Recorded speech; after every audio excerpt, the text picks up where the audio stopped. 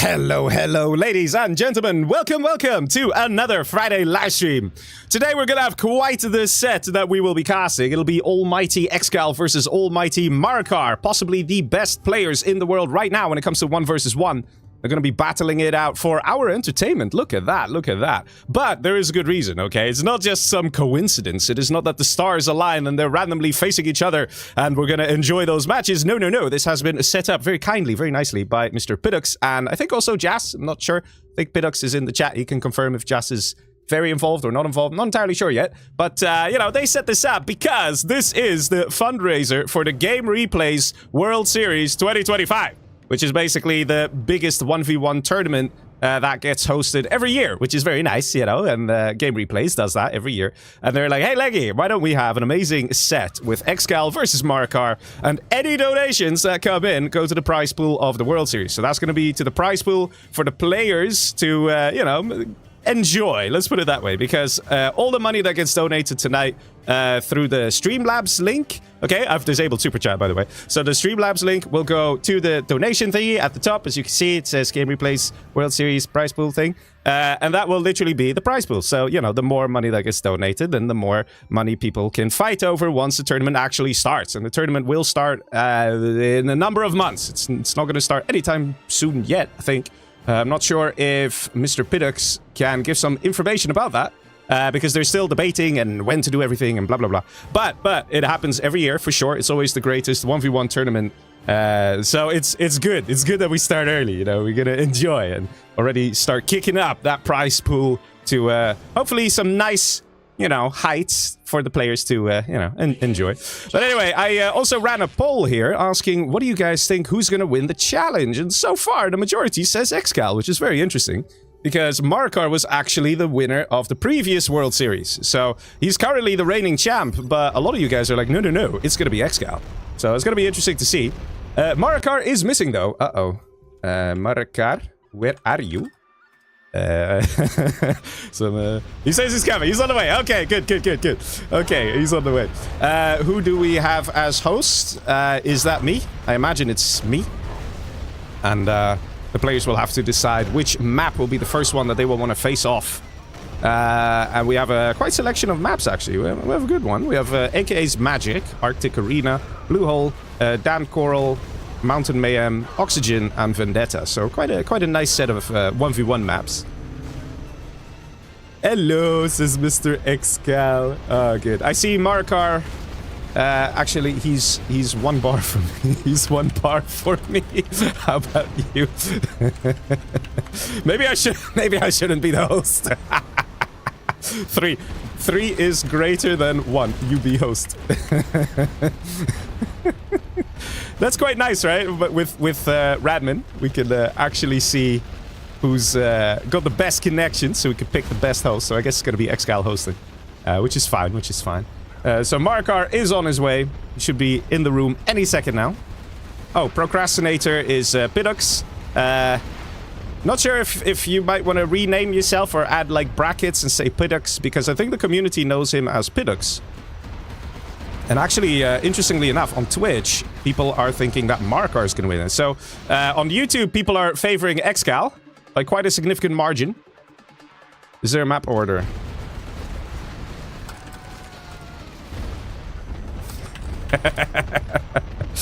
I mean, I'm sure the players don't really mind.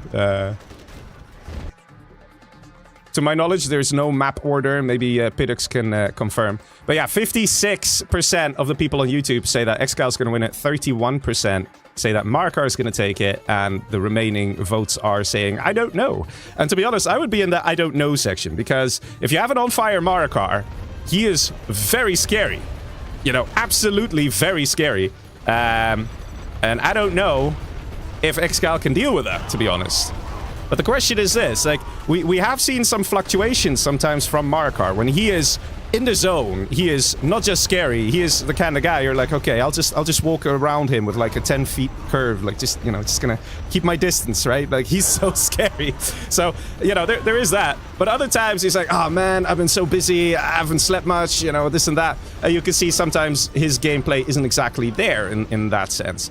ExCaL does also get affected by these kind of things. Let me ask the guys, actually. How was your sleep last night, guys? Let's ask. Maybe they'll answer. It could actually give us an idea of how the matches will go. Because these are top players, man. They're like... Every bit of advantage or disadvantage is going to make that tiny bit of a difference because their levels are so close here. You have been defeated. And let's see, it's going to be infantry for ExCaL and GLA for Marakar, so it will be interesting to see that as a first match on Vendetta. Actually, quite nice to be infantry on this map. Gives you a bit of extra freedom. You can go for the buildings that are in the middle, the little city thing. You also can go for like a forward supply and be nice and aggressive. So I do think that the infantry will need to be attacked quickly. We need to see some good rushes coming out of the GLA that is Marakar. He needs to go in and try and deny supply collection of the supply trucks and be very reactive in that sense. Be ready to deal some economic damage. Let's see if we can... let's see if that's going to happen here. I see ExCaL is not replying about the sleep. He's probably like, Leggy, I'm focusing on the game. Fair enough. Fair enough. Very understandable. But let's see. These are, like I said, these are possibly the best 1v1 players in the world right now. They're going to battle it out. Ladies and gentlemen, are you ready? Infantry General for Mr. ExCaL. GLA, Global Liberation Army for Mr. Marakar. And Coke comes in with a gifted membership. Thank you very much. Really appreciate it. But yeah, Eddie, yeah, best of 13. Yeah, so we changed it to a best of 13. It was supposed to be best of 15. Then the players are like, yeah, I'm not sure about timing. Don't know if that's going to work out. So we're switching it to a best of 13 to be on the safe side. Because there's nothing more frustrating than having to cut a challenge in half because people don't have time. So, you know, it's that. Maybe they will grace us with an extra few games, you know, if they manage time-wise. But yeah, ladies and gentlemen, let's see. Good luck, have fun, says Mr. ExCaL. And down below in the bottom here in Vendetta, we have GLA, that is Mr. Marakar. And, all the way in the top, we got the almighty ExCaL as Infantry General. It'll be interesting to see what ExCaL is going to go for here. Because he will know that there's going to be attacks on potential eco here, so he might choose to go very aggressive, just to make sure that Marakar is constantly dealing with a threat. Once Marakar, the GLA, gets a bit of breathing room, that's when those attacks will happen on the economy of ExCaL. He knows that. So he's going to put a lot of pressure on Mr. ExCaL. And as a result, we're actually seeing a forward supply, which makes a lot of sense to help with that pressure. Supply truck is going to be sent straight to the workers of Marakar. He's just having a good time, this supply truck. Wants to find some workers to crush. And also wants to deny potential map control. Now, Marakar knows all this. These guys, they know the strats of each other. So that's why he's built this, the tunnel network in a bit of an awkward place. But ExCaL does find it, and that does make a difference. This worker could go into the building. If it's spotted, Marakar might lose it. Oh, Marakar, save it. Yeah, the worker doesn't have shoes, so he doesn't run as fast. Does he get into the building, though? Oh, he's actually choosing to build a tunnel, and he does get crushed. And that's a big blow here, because that tunnel is something you kind of want to have for scouting as well, and for dealing with early threats. Got a war factory in the back there, nice to protect the supplies. And a technical comes out of Marakar here on the right. Drops off a worker to finish off that tunnel. Good move. Supply truck gets away safely. And we have a terrorist going into that technical. Terrorist was just kind of scouting, looking for the early first units, whether it's a dragon tank or an outpost. And it looks like it's an outpost. And Marakar choosing to go for the power. Interesting choice here by Marakar. And choosing to go for a dozer as well. So taking out the power will make it a lot slower for ExCaL to produce units. It takes twice as long to produce units when you're low power. So that way, it's going to slow down that aggression, that important aggression that ExCaL should try and focus on. Dozer under threat here, but gets defended. Nicely played by Mr. ExCaL, keeping that alive. So far, Marakar's aggression is there, and it looks like it's actually ExCaL who's struggling a little bit here to get himself into the game. I'm not seeing more technical aggression. Would have liked to see that, actually, going for the supply trucks. We've got some, we've got a Stinger site. Marakar's expecting a Helix, I think. Or maybe he's expecting these outposts to push on the right-hand side. The Stinger site is an interesting choice, though. So I do think he's more inclined to expect a Helix. Otherwise, a tunnel probably would be a better structure for defense. RPG spots the outpost here. Terrorists running as well. There's one minigunner to deal with this. Random terrorist gets flamed down. We have a dragon tank here. We're seeing a lot of quads, so it's very interesting. Marakar, to be honest, he kind of had the game in the palm of his hand. If he went for some early tech aggression up top and just started denying that economy here of ExCaL, it would have really worked. But for some reason, he's getting a lot of quads, a stinger site. He's expecting a helix, people. And he's like, where's that helix? There is no helix. There's no airfield out of ExCaL. He's just going plain ground units. And this is quite interesting because it's slowing down the potential damage that Marakar can do, because he's suddenly switching it up to being very defensive. It's giving ExCaL more time. He's now got a capture upgrade ready with a minigunner in position, ready to take those oils, and he's getting the troops that were in the bunker, moving them further down. Not entirely sure what's happening. Still no aggression. Not even an attempt of trying to deal any damage to supply trucks. Just no technicals out of Marakar. That quick hit and run strategy that the GLAs love to do is just not happening. Nice to occupy the building, to destroy the tunnel network. It's basically a free kill. I can't help but think that Marakar's reaction here and expecting a helix is really going to slow him down. Because think about it like this. He spent 900 bucks on this building, on the stinger site, and it's not going to do anything. It's literally 900 bucks gone. And 900 bucks can make the difference between doing a bit of an attack and actually hurting your enemy, or maybe having an extra unit to defend. But let's see where it goes. So far, Marakar is still in a pretty decent position. Lots of quads though, and these outposts will shred the quads. What is Marakar doing? Dude! Ugh. Retreating the quads. You need some RPGs or something to crack open these outposts. The bullets of the quad cannon are way too weak to engage those outposts like that. And here we go. Oil capture has come through for Mr. ExCaL, and we have our first donation. Thank you very much. I don't know if I can read out that message, but thank you very much, Mr. Forensic. But let's see what's happening here. ExCaL pushing on the left-hand side, and defenses frantically going up here. We got an extra tunnel. RPG's ready to pop open those outposts. Very important. And a bunch of quads to help destroy the infantry. But look at the blob of infantry, man. This is very difficult for Marakar to deal with, and he's losing those quads. The only way you can get rid of an inf blob like that is if you yourself have like 7 or 8 quads. Otherwise, those infantry just shred, man. And it's the horde bonus. This horde bonus thing right here. This tank hunter fires, what is it? 60% faster because of that horde bonus with nationalism. It's absurd. It's absolutely absurd. And they're vetted up as well, so they deal 10% more damage. And they have 10% increased attack speed, again, because of the veterancy. So those tank hunters deal so much damage, and they're difficult to get rid of. I think Marakar is going to look back on this game and feel that he knows he had a chance.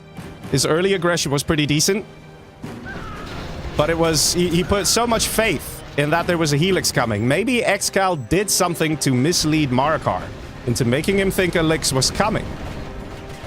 Maybe Marakar is like, where are the forces of ExCaL? He must have a Lix. I'm not seeing much. Maybe that was it. And we see a lot of tunnels going up. Look how many tunnels. 1, 2, 3, 4, 5 tunnels all in this tiny cluster. Because the cannon of the tunnels can gun down the tank hunters, sort of. But we need to see like a technical coming from the side and doing some Dukes of Hazzard crushing. And we're also just not seeing that. Carpet Bomber now coming out, and there you go, ExCaL level 3, and that is going to be the final nail in the coffin here for Mr. Marakar. He's not going to be able to hang on, because even if he survives against this attack, that Carpet Bomber can be called in for free. The artillery comes in as well, hits the palace, GG says Marakar, and that's it. It's, we had the opportunity from Marakar. You have been defeated. But, he assumed there would be a Lix, and that made so much difference because there was so much money invested into dealing with the Lix. So many quad cannons got produced. The stinger sight, all that stuff. No more aggression either. He budgeted all his cash to dealing with a potential helix. Now, don't get me wrong, guys. An assault helix from infantry is very powerful. Very, very powerful. Okay? Very strong indeed. So it's understandable that Marakar was a bit fearful of something like that.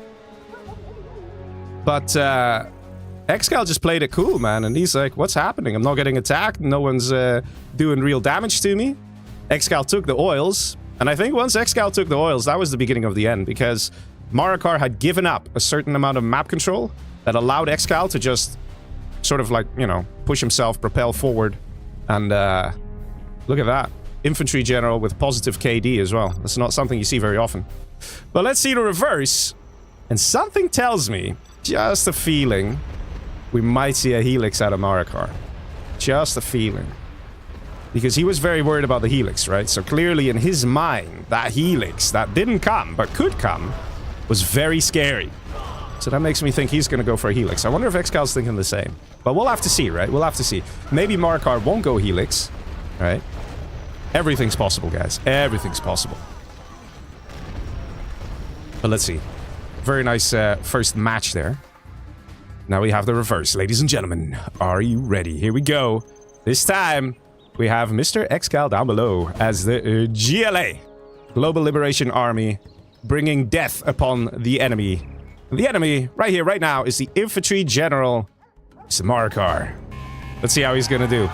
Got Jazz coming in with a donation as well, saying big leggy stream, big matchups. Let's go. Also, Killer will be the World Series 2025 champion, I'm sure of it. Wow, look at that. So much pressure on Killer.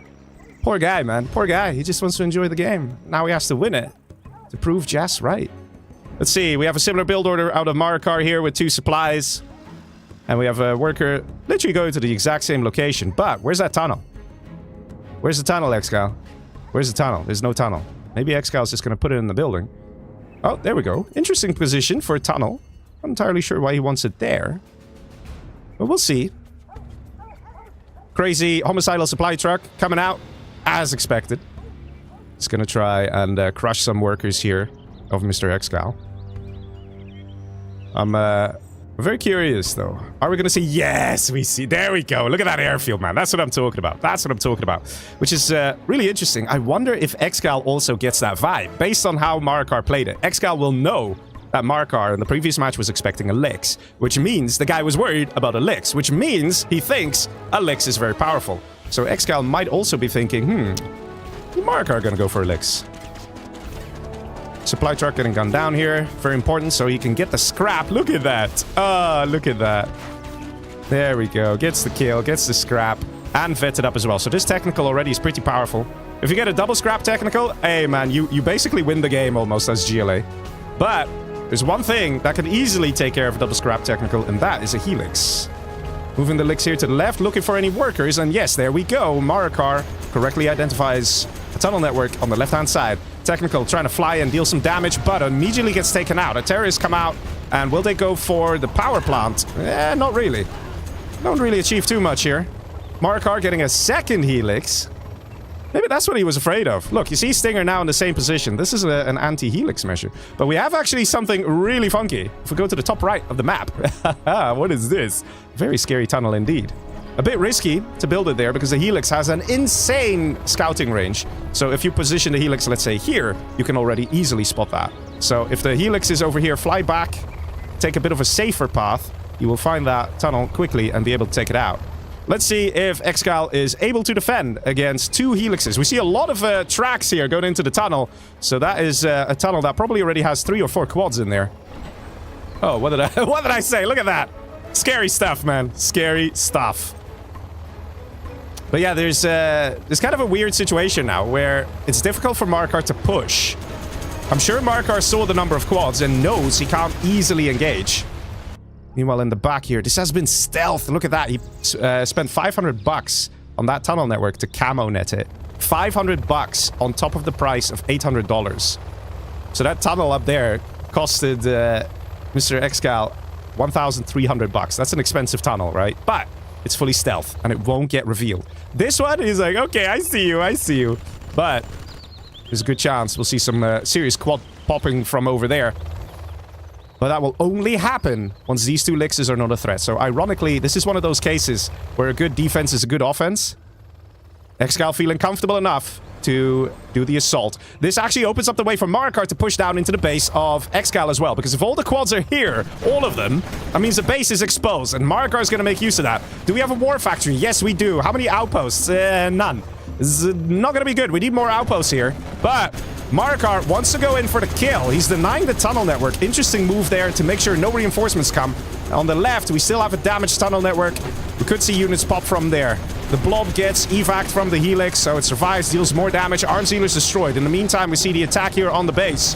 Mr. ExCaL dealing some serious damage, and these quads having a good time. Outpost has been constructed here, just the one. Units from the bunker now going in the outpost as well. Powered down. Again, slowing down production. Gotta be careful here. That Stinger Sight can pack a punch. Marakar has dealt some good damage. Minigunner here to deny the rest of the economy. Up top, this is a very scary quad army here. Could it be dealt with, actually? It looks like, yeah, the outpost is okay because the RPG is out of position. But there's not much going on here for Mr. Marakar. He's literally, he should get a building because he's running out of buildings. Outpost under attack here by the RPG. In the meantime, down below, continued attack on the base. Over here, supplies have been denied. Over here, they're soon to be denied. But ExCaL rebuilding on the left-hand side. So far, there's a very aggressive game. We have, oh my god, look at this. Look at this. Little worker trying to get some stuff going here. And by now, probably Marakar realizes, wait a minute, where'd this worker come from? He probably knows there's a stealth tunnel. He could try and use waypoint scouting to try and find out where that is. But it's going to be hard to do. And all the quads have been cleaned up by the few outposts that there were. Look at this guy. Half health. Command center going up because Marakar is level 3. Right now, the infantry general looks like he's in a very good position. Mr. Marakar might be able to pull it to a 1-1. But very risky plays here from both players. For ExCaL to attack when he sees those two scary helixes circling around his base to then say, never mind, I don't need defense. And then go for the attack. Very risky indeed. And then also risky for Marakar to go in while there's a massive quad army in his base. But it looks like Marakar is coming out on top here on the whole. Still a bunch of infantry here. Here, look at the damage. This is what I'm talking about, right? Can't even kill one minigunner. A quad cannon with 4 freaking machine guns can't kill one minigunner because those tank hunters are just so powerful, especially when they hit Vet 3. It's ridiculous. Let's see, over here, minigunner is guarding the area. Make sure that no economy goes back online for ExCaL. Got a random RPG for scouting. But as it stands, the longer this game goes on, the more things will be good for Marakar, for the infantry general. Because ExCaL right now is trying to hide away, trying to rebuild where he can. But one by one, all those little areas where he could try and survive, they're getting destroyed by Marakar. We've got an arms dealer here. ExCaL knows it's over. GG, well played by Mr. Marakar with the elixers. What did I say, yeah? What did I say? He was so terrified of the helixes when he was the GLA. When it was Marakar as GLA versus ExCaL, Marakar was so terrified of the helixes, and he's showing you guys why that is. So good, man. So good. Nicely played. Risky plays as well, from both sides. The question is, if ExCaL did not push, if he stayed in his base and just gently tried to take the supplies on the left-hand side, maybe I can still click this. If he took these supplies, right? Would ExCaL have been in a better position? He wanted to go in for the kill. He wanted to deal some damage. But Marakar was just on it, man, with those helixes. Immediately flying into the main base of ExCaL and destroying everything that there was. Nice game.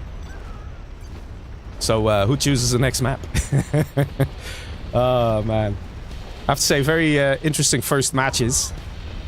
Got a nice moment here from the first match. Which you can see is just played very different, right? The quads that came out of Marakar, when Marakar was a GLA, he kind of just expected helixes, but they never came.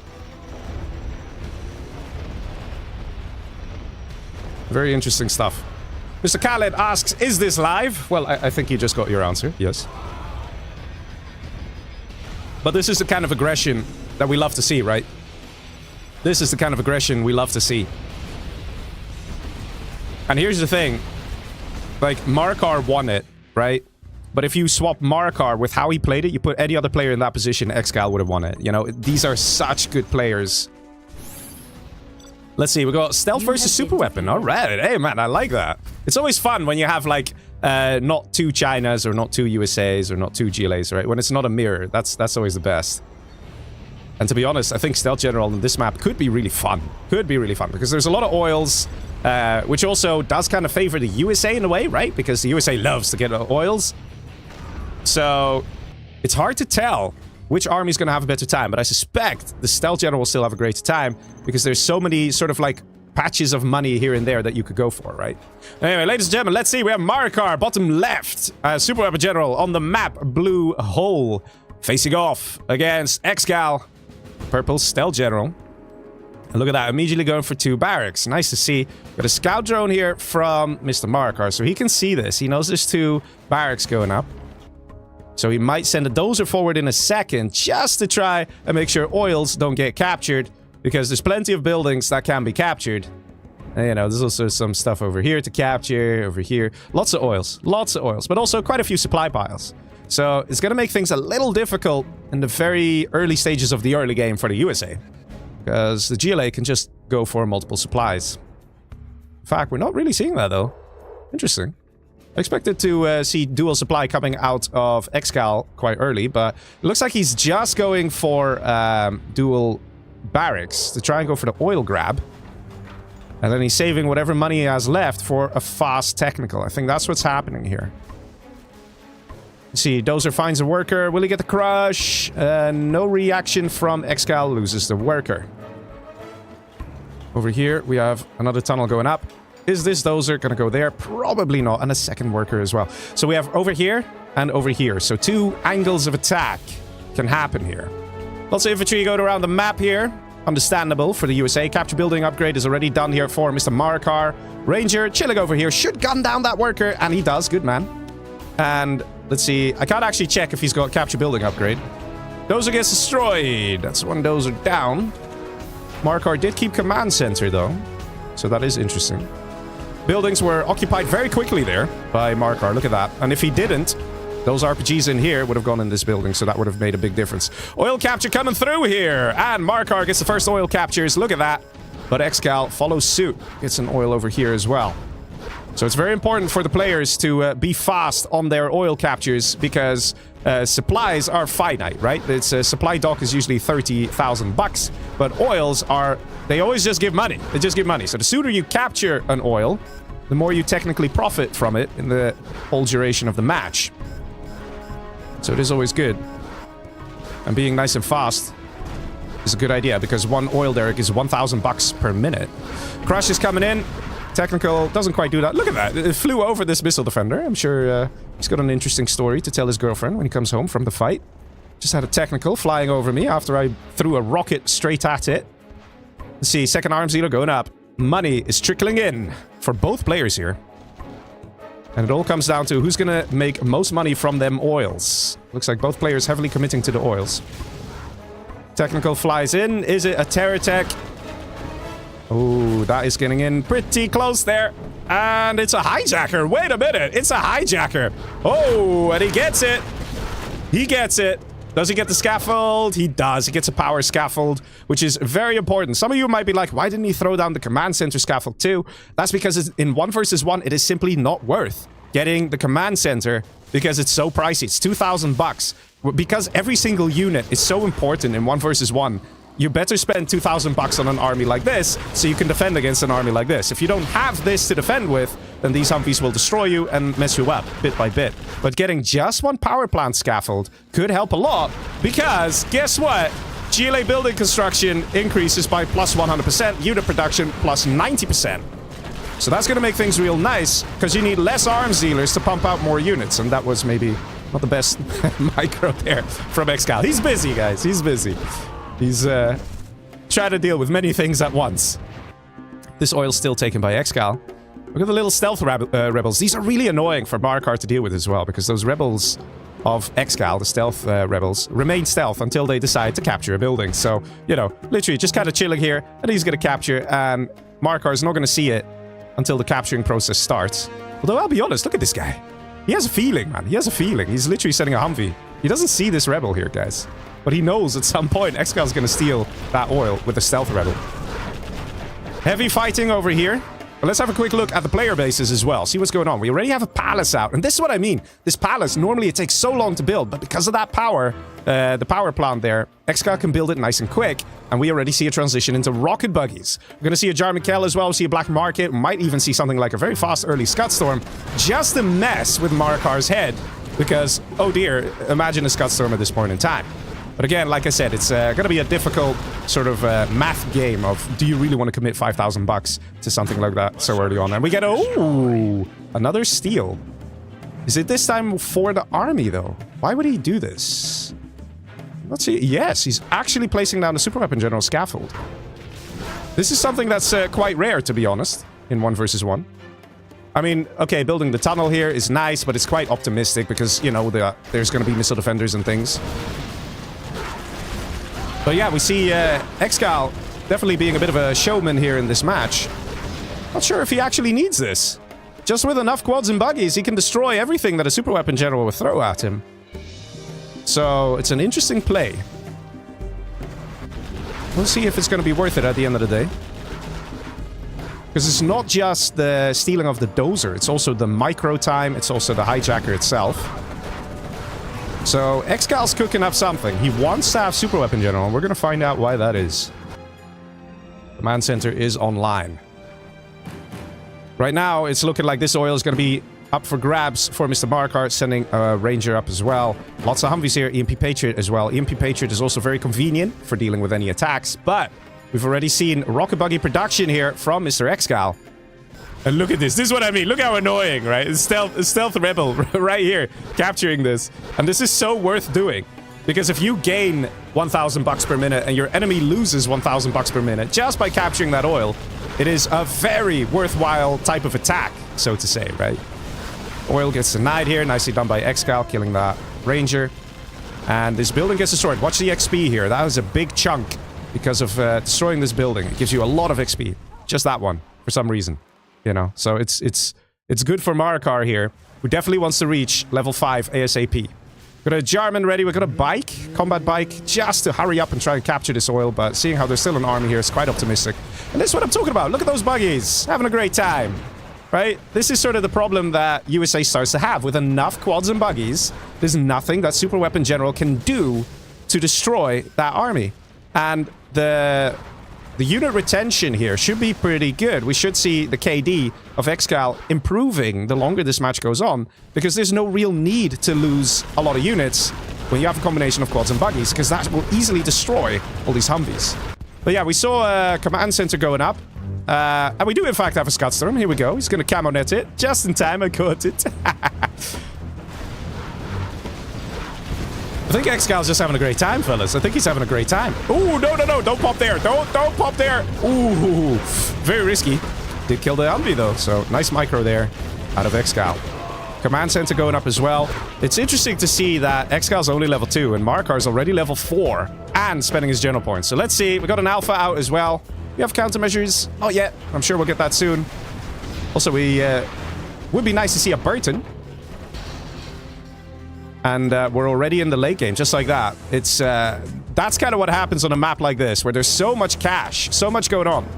Aurora flies and finds a target. Is it going to be that little rebel? No. Rocket buggy's coming in. Could be a nice hit for the Alpha Aurora, and that's exactly the plan. That's the target, boys. This is going to hit. Nice spread of units there from ExCaL, and then afterwards he missed micros, but does pick off a Humvee or 2. Interesting move. Maybe this is why we saw the command center steal. Doesn't look like we have any super weapon general technology here. Or maybe he just stole the command center to make sure that Marakar wouldn't target that power plant, because there's no point. Because ExCaL can just build a new dozer and build a new power plant. That could be it as well. That being said, though, it's interesting that we have the super weapon general over here and the stealth general over here. So far, there's no one who's clearly ahead. You might say, yeah, but ExCaL has a Scudstorm. Yeah, but we also have Auroras out of Marakar.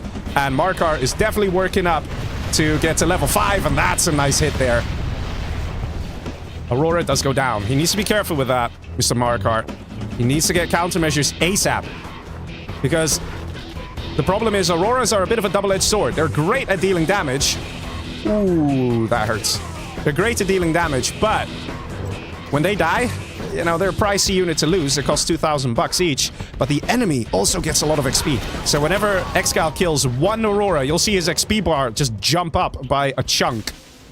And once you have a level 5 stealth general, they could do sneak attack, which you don't want. Or an anthrax bomb, which you also don't want. So ideally, you try and prevent those things from happening. Lots of rocket buggies here on the side. We got a Colonel Burton in position. Very nice. ExCaL knows what's up. He's got a few quad cannons here. So this Burton can't really engage. We do have AP rockets, AP bullets, rocket buggy ammo. We don't have junk repair yet, but that's often an upgrade people get later on. Because junk repair, it does help, but it doesn't heal as fast as you'd like, okay? It takes like, what, 30 seconds for a rocket buggy to go full health, and like 50 seconds for a quad to go full health. Like, it's quite slow, the junk repair healing.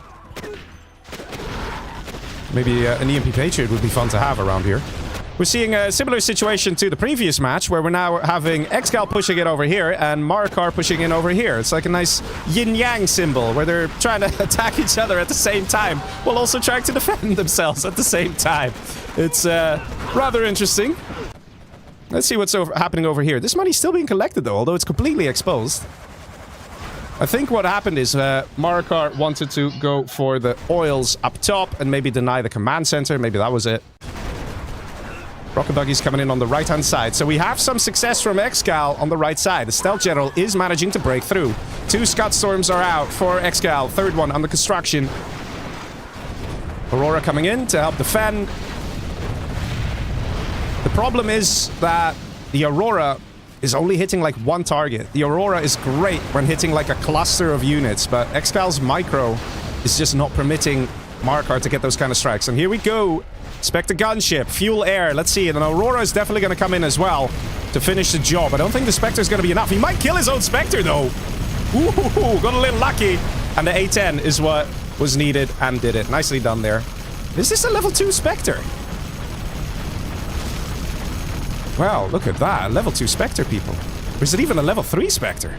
That guy wouldn't stop shooting. My god.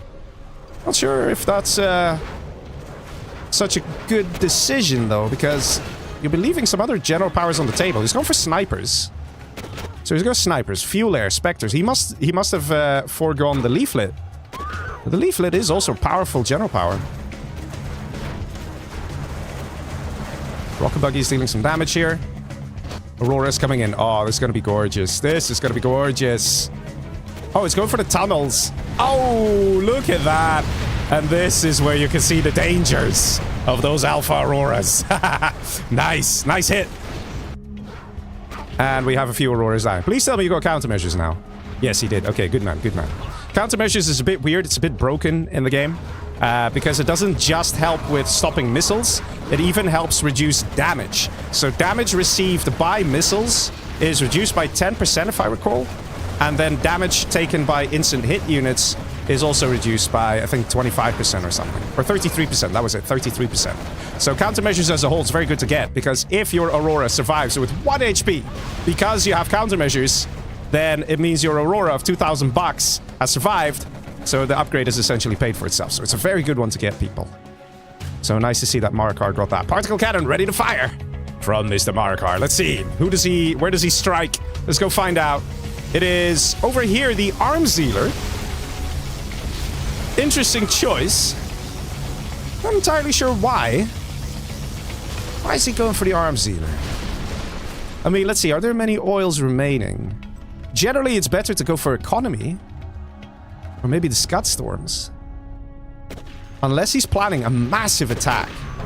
You see, when you take out a guy's production, so basically you take out the arms dealers, then he can't make new units. So ExCal's now going to start floating a little bit. Not because he wants to, but because he can't help it. Oh, man, get a sniper here, man. Oh, this hurts. Oh, my god, this hurts. Oh, my god. Oh, my god. A rebel ambush. Vanilla freaking rebel ambush kills all the Auroras. That is very painful. Very, very painful. Oh, my god. That actually is something that will affect the outcome of this match, guys. That little rebel ambush there. Losing all those Auroras. But yeah, here's the thing, right? There's still a quad army out. There's no big army from Marakar. So what did he achieve by particle cannoning those structures, those arms dealers? He didn't actually achieve much. It's better to go for a player's economy to make sure that they don't have money, because ExCal's still kind of floating, but he's getting those arms dealers, and then afterwards, he's going to pump out units like crazy. Strat Center under attack. Aurora coming in, but it's only one Aurora, and it's hitting the power. Yikes. That is not what Marakar needed here. Losing the Strat Center is pretty painful. Especially because... oh man, all these quads shredding here as well. If you look at the situation here, a lot of the oils have been destroyed, but we do have some economy here from Mr. ExCaL, the purple player, the GLA. So, even if all the oils were destroyed at this point, from all players, ExCaL's income is just better. And losing the strat center here and having these quads to deal with, there's no real supply drop zones out of Marakar. There's one here. I think that's it. So his income is going to drop real hard. Does he have any other oils? He's trying to collect here. I think that's literally his lifeline. And he's got these 2 oils. I'm surprised that ExCaL's not prioritizing these oils at this stage, though, because he must know the income is very limited here for Marakar. He must know that. And he wanted to take out the CC, potentially close out the game. He did a nice Scudstorm here, which also killed an Aurora. But, look at the situation here. It's clear that ExCaL is now dominating this match. That KD has, in fact, gone up from 0.5. It's now 0.8. And Marakar is struggling here. Using an ambulance to clear up the Anthrax. I have to say, not looking good for Marakar. Getting more Scudstorms here. You guys might be surprised to see this. You might say, like, dude, why doesn't he just go for an army and just close out the game? Because if you have a player like Marakar, he'll be able to defend like a champ. An absolute legend, right? If you build an army of 5,000 bucks at this stage in the game, and there's a level 5 super weapon general who may or may not have Auroras, ExCaL might not be 100% sure, then if you build a 5,000 buck army and attack, there's a good chance that army will die without really achieving much. But something that costs 5,000 bucks that will probably achieve a lot is a Scudstorm. Let's see. Do we get another volley going off here to poor little Marakar? Marakar knows it. GG, he says. And there we go. Nicely played by Mr. ExCaL. Slow and steady. That's how we won it here. Didn't go too crazy. Didn't do an all-out attack. And I think there were a few moments that made a huge difference. Losing those 4 Auroras. Let me play back that moment here. This Rebel Ambush killed 4 Auroras. Let's have that sink in a little bit. Rebel Ambush, most of the time, is near useless. Near useless. You can't do much with it, right? But here's the thing. $8,000 worth of losses? That's something a Scudstorm can't even really achieve. Standard, right? Let alone a level 1 Rebel Ambush. There needed to be some snipers there. There needed to be some Humvees there. Or, what is usually the better move is to have just multiple airfields, so at least spread out your Auroras. So if you are forgetting about one thing, or the enemy does a sneak attack with a bomb truck, right? I mean, it doesn't happen. But let's say it does. Then you would only lose 1 airfield and 2 Auroras max. And if you lose all 4 Auroras, they're very powerful. They're very powerful. We've seen that. We've seen that. In fact, let me play back a very nice replay clip of the Auroras, showing their power here. They're excellent units for offense, and they're often also a necessary unit for defense. But when you lose all of them, as Super Weapon General, you're kind of exposed. Just a little bit. Also, I see some people having a little bit of a tiff in the chat. Guys, keep it polite. We have a lot of mods. They will time you out, and they will ban you, okay? Be good. Behave. We're enjoying the games, man. These are good games. Anyway, ladies and gentlemen, let's see. The reverse. Mr. Marakar as Stealth General in the top right. He'll be facing off against ExCaL, the Super Weapon General, all the way on the bottom left on the map, blue hole. Let's see how things are going to be played. That's me in YouTube chat says, is this live or replays? This is all very live. Very, very live. You can see over here we got the latency. This is the actual latency. Can I? There you go. Look at that. We have a latency of 333 milliseconds. Haha! You'd get kicked if you played Counter-Strike, but here it's actually the best ping we could have. It's true. We can't get a ping lower than that, but... we make do, guys. We make do. Say hi, Leggy, says Molana. Hi. Also see Giga-chan coming in as a supporter on YouTube. Thank you very much. And we had some subscribers as well. Yeah, these kind of games are great, man. Somna in Twitch chat says 1 sniper would have defended against that Rebel Ambush. I don't know if 1 sniper would have made sure all Auroras would have survived, but probably at least 2 Auroras would have survived. Yes, that's true. Let's see, we have a drop coming out from Mr. ExCaL, going at the very top left, trying to sneak those oils away from Mr. Marakar with a dozer. Getting an EMP Patriot. Interesting choice, but it's almost like, look at this, right? It's almost like he knew. It's like reverse map hack when you know how a player thinks. Marakar being 2 steps ahead has the perfect counter to this attack right here. and Ranger freaking out and getting into the building. Very understandable. And just so you know, ExCaL committed quite a few resources to that little attack. He sent a dozer there worth 1,000. He had a Chinook that wasn't collecting money in order to make that drop happen. So that instant deny there, it's actually pretty painful. Units going into the little bunker here. This is something that was pretty nice to see from Marakar in the previous match. You hurried up and got all these buildings as soon as he could. And there's a worker here as well. Technical could actually crush these guys. But we're not seeing much reaction. So Marakar's probably busy doing other things, trying to capture all the oils. Because, of course, money is what it's all about. Money is the main resource in this strategy game and kind of what you want to win games. Even just denying this oil capture already makes a difference. And we have a very aggressive tunnel here. So very interesting plays, very different. We see the very aggressive plays out of Marakar. He's not interested in having a long, drawn-out game. He's like, I'm going to try and be as aggressive as I can in the early game and see where it takes me. So far, though, ExCaL is getting some of those oil captures. Look at that. He's got one in the top as well. Over here's building a Patriot, so he's trying to get that money.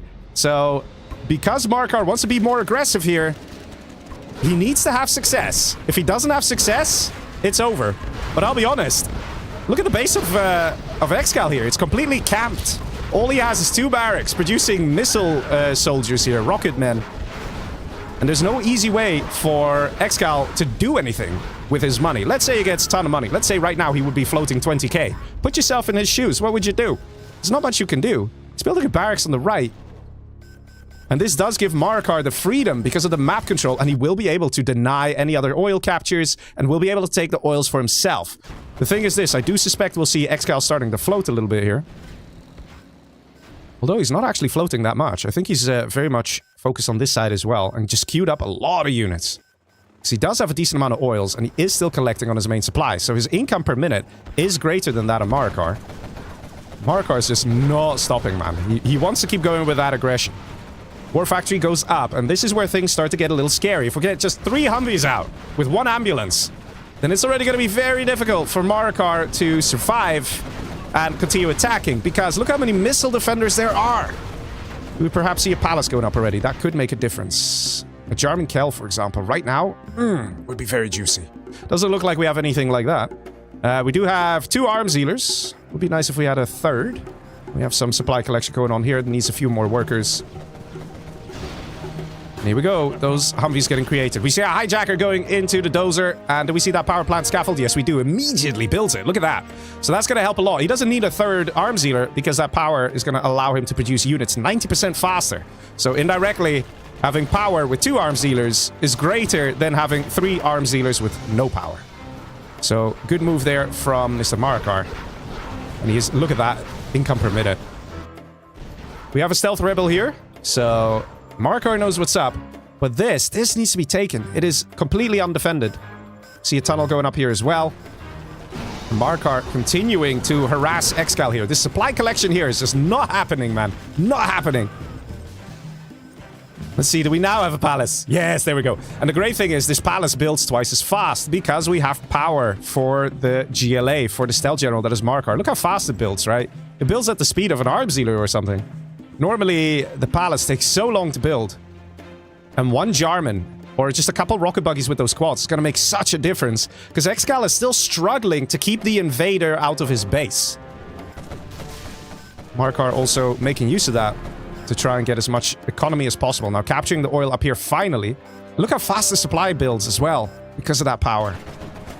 But here's the thing, few quad attacks here is not going to do too much. Not sure if ExCaL should have lost that Humvee there. Definitely a miss micro. And then again, he's also getting attacked up here. So Marakar's strategy here is to try and divert the attention of ExCaL. Keep him busy here. Keep him busy here. Do little annoying things. And ExCaL knows it. He's been outplayed here. Outplayed 100% by Mr. Marakar with a very nice aggressive rush. And ExCaL just couldn't find himself in this match. Excellent start when it comes to economy for ExCaL. But he just couldn't get an army out. Just couldn't do it. He had a few barracks at one point, and that was it. That was all his unit production, whereas his enemy, Mr. Marakar, had 2 arms dealers strong, pumping out quads and quads and quads. Very nicely played. Completely different style of play, but Marakar getting himself the victory. Nicely done there. I have to say, the best part of this match was this right here. That very nice drop that came out of ExCaL. I think maybe the game got decided at this point in time. Some pro 1v1 experts will probably be able to say more about that. Let me play that back one more time here. So ExCaL came with an early drop, right? He had a dozer in a Chinook, some Rangers, and he dropped that off at the very top, at the oils of Marakar. And that dozer achieved nothing because Marakar was already building a tunnel. So the RPGs came out, killed the dozer, and that whole idea of, hey, I'm gonna steal my enemy's oils, completely backfired and didn't work out. And as a result, because it didn't work out, yeah, it's a very pricey rush to see fail, because the Chinook that dropped off the dozer could have collected money. And in the very beginning, USA needs their money, man. They need their money. So not having that kind of hurt ExCaL. Losing the dozer kind of hurt ExCaL. And those Rangers had limited success. Only one oil got captured at the end of the day. Let's see, we have a laser and GLA. Interesting. You have been defeated. OMC comes in with a massive donation there, saying Friday payday, share the love for the World Series. That's right, Mr. OMC. Thank you very much, good sir. That's a very generous donation there. That's right, 100% of the donations go to the World Series prize pool, people, which is pretty nice. The World Series is the big 1v1 tournament that happens every year to determine who is the best player, the best 1v1 player. And last year it was actually won by Mr. Marakar. But as you guys can see, you know, look at the score. ExCal's definitely giving him a bit of a hard time, right? But anyway, ladies and gentlemen, let's see the next match. Match number 5 of this best of 13. It's going to be GLA versus Laser. Laser here for Mr. Marakar on the top left. The little money crate on the command center, you know. It's very, very friendly of the UN to just kind of give a money crate. Also for the GLA. I don't know if you quote that. I mean, not sure if the UN should be supplying the GLA as well. I mean, I guess it kind of goes against their nature, but, you know, war is complicated, guys. It's complicated. Sometimes you just gotta fund the GLA. Don't think about it, right? ExCaL here, bottom right, as the GLA on this very nice, beautiful, stretched out map that is gonna be interesting here to see the matches.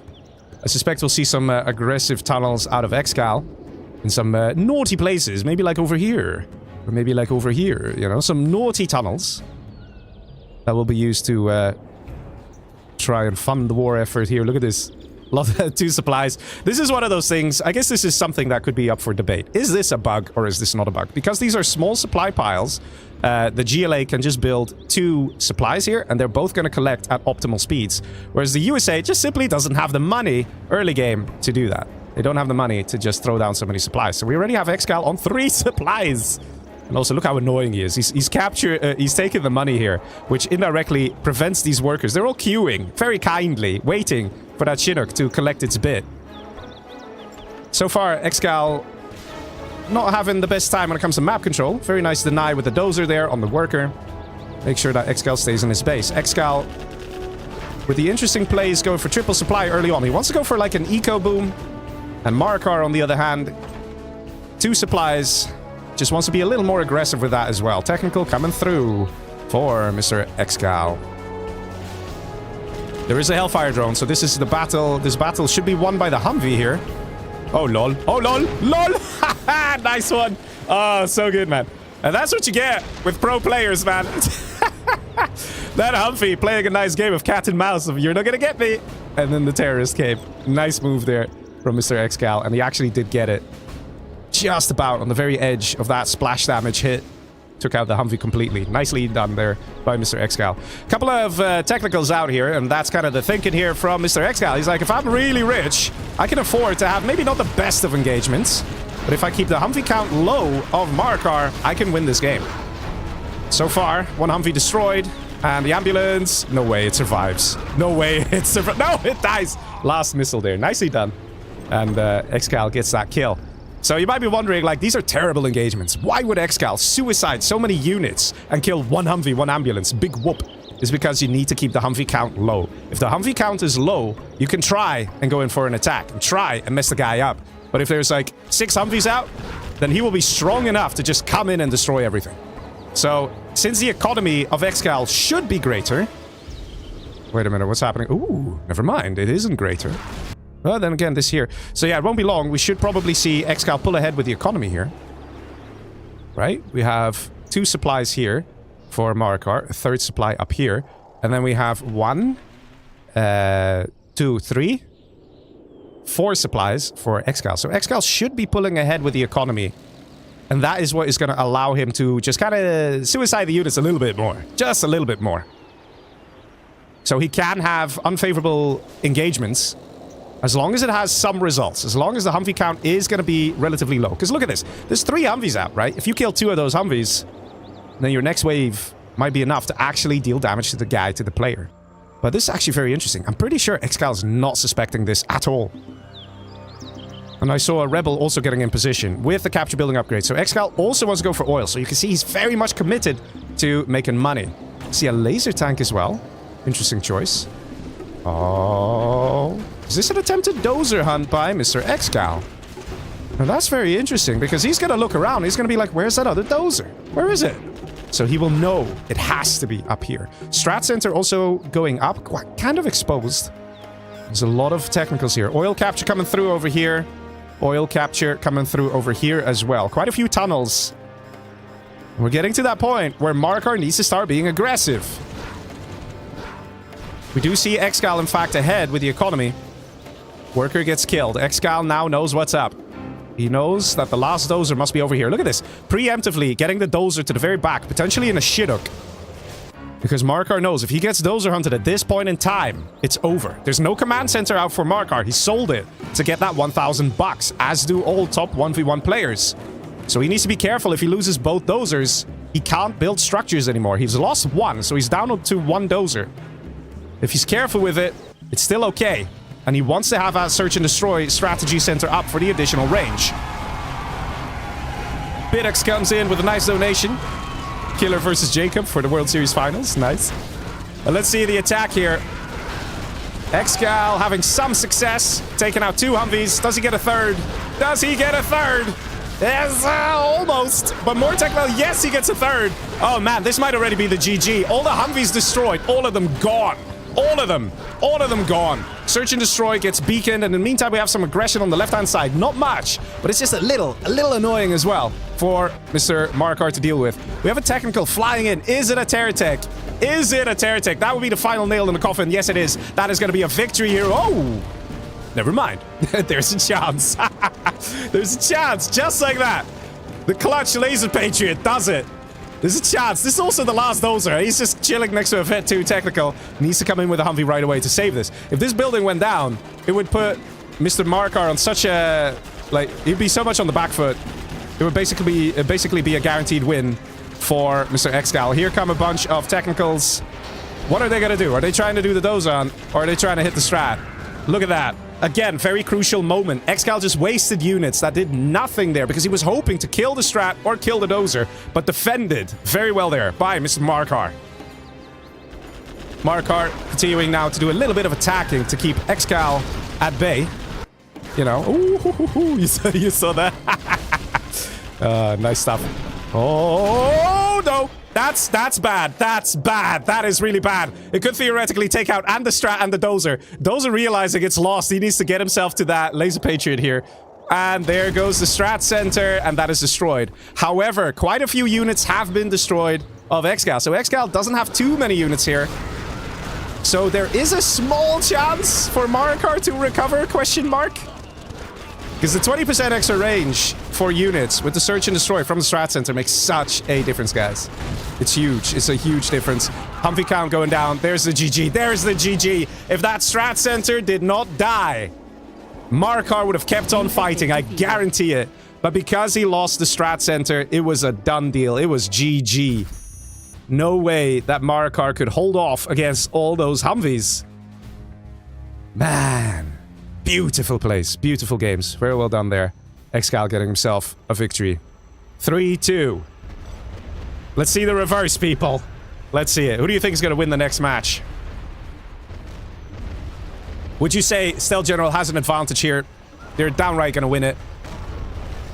Or would you say that Marakar was just pretty close, just didn't quite manage to save his Humvees here and there and go on the counterattack? Because once the USA starts that counterattack, the GLA tends to fall very quickly. Very quickly.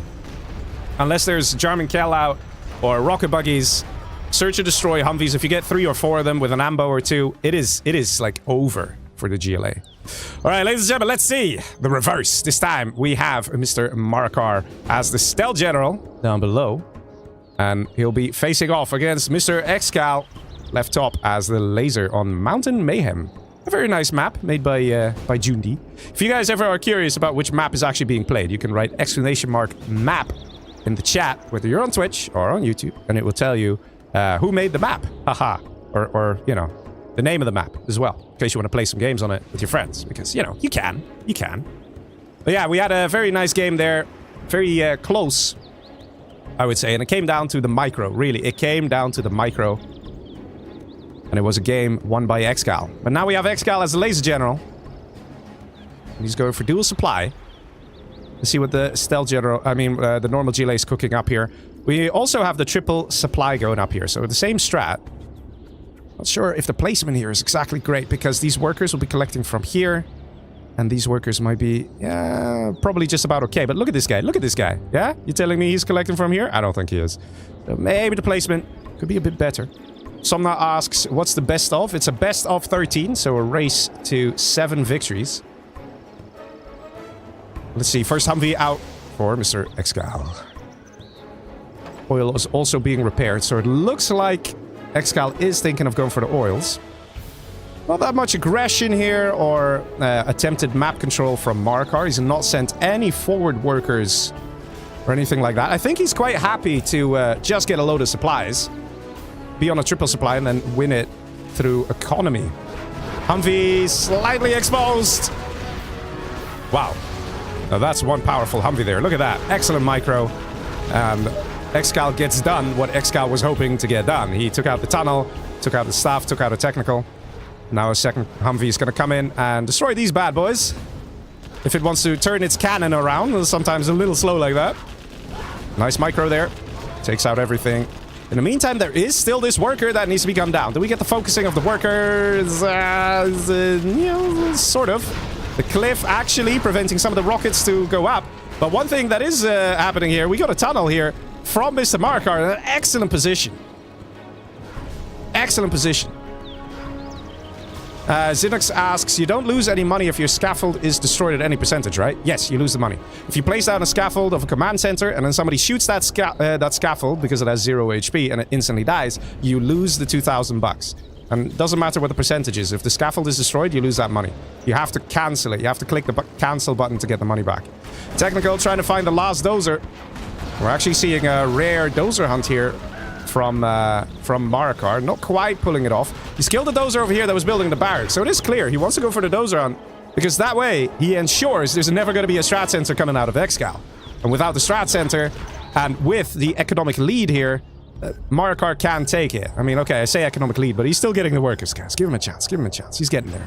And do we get it? We do get it. Last dozer destroyed here by Marakar. Dozer hunt complete. Do we see something in the chat from ExCaL? Something. It would be interesting to see him say, oh, that's so dirty. And Lollerdin comes in with a massive donation. He says, we're going to see some sick stuff here in the World Series 2025. Particularly looking forward to Lift Truck and Timstep. They're going to show themselves here, I guess, / hope. Yeah, man, those are definitely some players to keep an eye out. Like, they're very good. And I've been saying as well, like, the top players here tonight, Marakar and ExCaL, they're there. But I think Timstep could also be argued as being one of the best players, and Lift Truck's skill level is also rapidly shooting up. So it's a good point. Big Humvee engagement here. Not sure who's coming out on top. Losses for both sides, but we still have 3 Humvees remain. Quite a few RPGs here. Gotta be careful, coming a little too close there. Mr. ExCaL, losing a Humvee there, including the Hellfire drone he had just purchased. So that's 500 bucks completely wasted. And another Humvee going down. ExCaL freaking out just a little bit because he's dozer hunted. And not exactly going for the best engagements here. This is definitely very good for Marakar. Look at the crushes, people. That is great stuff. Great stuff. That's what we know Marakar to be like. An absolute beast. An absolute monster. He's ready and warmed up, people. That was some excellent micro there out of Marakar. And ExCaL right now on the back foot, losing so many Humvees. And, ooh, a Terratech took out the War Factory as well. That is it. That is game. Mr. Marakar takes it. Brings it to 3-3. Well done there. My God. Such aggression. Such power. Gorgeous. Lovely to see. Lovely to see. Just like the donations that have been trickling in, man. That's amazing, man. Lollardin, 111 euro. That's amazing. I see some Lollardin plus plus plus in the chat. Yeah, let's have it, boys. Let's have it. That's an amazing donation, man. Thanks very much. And that money is going to be money that the players will be fighting over in the World Series. So that's always very good. And Blazing Trails also comes in with 113 euro. That's amazing, man. He says, have fun, good luck, uwu. Man, it's always amazing when the community comes together like this. Really nice to see. Thank you so much. Let's see some Blazing Trails plus plus plus in the chat as well. Really amazing, guys. Awesome stuff. Awesome stuff. So far already 299 euro raised. I feel like sharing that information with the players. Shall I do it? Shall I tell them? I'll say, guys, your performance is stellar. People loving it. We already have almost 300 euro donated. My god. Can somebody write exclamation mark stats in the Twitch chat or YouTube chat? I'll tell the guys how many viewers there have been as well. Zinux says, so a technical dying is worth losing the money. Well, it depends. If you have more income than your opponent, then you can afford to lose more, right? So we saw the GLAs, they went for like a 4-supply build, right? They had the 2 supplies on the supply pile, the supply on the right side, and then the supply on the bottom left. So they have 4 supplies. So if you are facing against an enemy that's only on 2 supplies, if you think about it, if you lose double the amount of money worth of stuff, you should break even. So if you lose less than double, just a bit less than double, then it's already worth to do that attack, even if you ultimately lose more units, right? So that's sort of the whole strategy aspect that comes into it. Players got to figure out which sort of way they want to go about it, how they want to play it. And playing in a way that you lose more units could actually get you the win in that result. Let's see. People are typing stats, thank you very much. Peak of 941 viewers. I'm sure the players will love to see this. Might need a toilet break. Okay. Oh, man. Great stuff, man. Great stuff. All right. If ExCaL needs a toilet break, then we can have a look at some of these engagements. This is one of those moments, right? Look at this. Look at the micro here from Marakar. The crushes.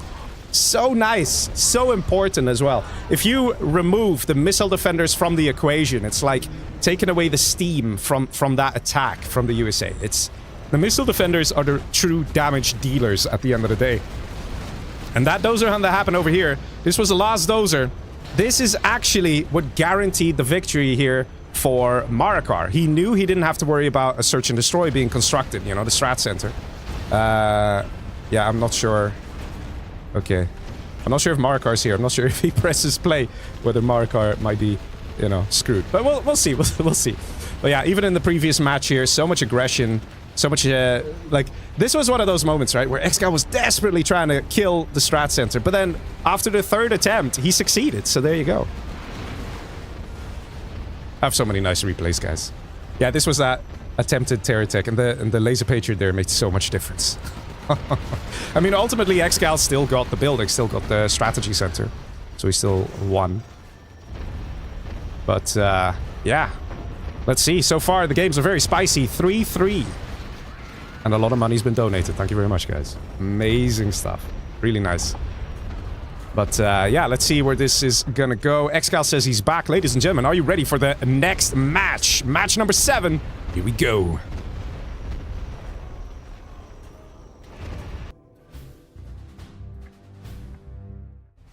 The top left here of Arctic Arena. Infantry General for Mr. Marakar. All the way down below, we have a Demolition General for Mr. ExCaL in the purple. Now, we know what Marakar's fears were back in the Vendetta match, right? We saw when he was a GLA, you saw what he was afraid of. People, tell me in chat, what was he afraid of, right?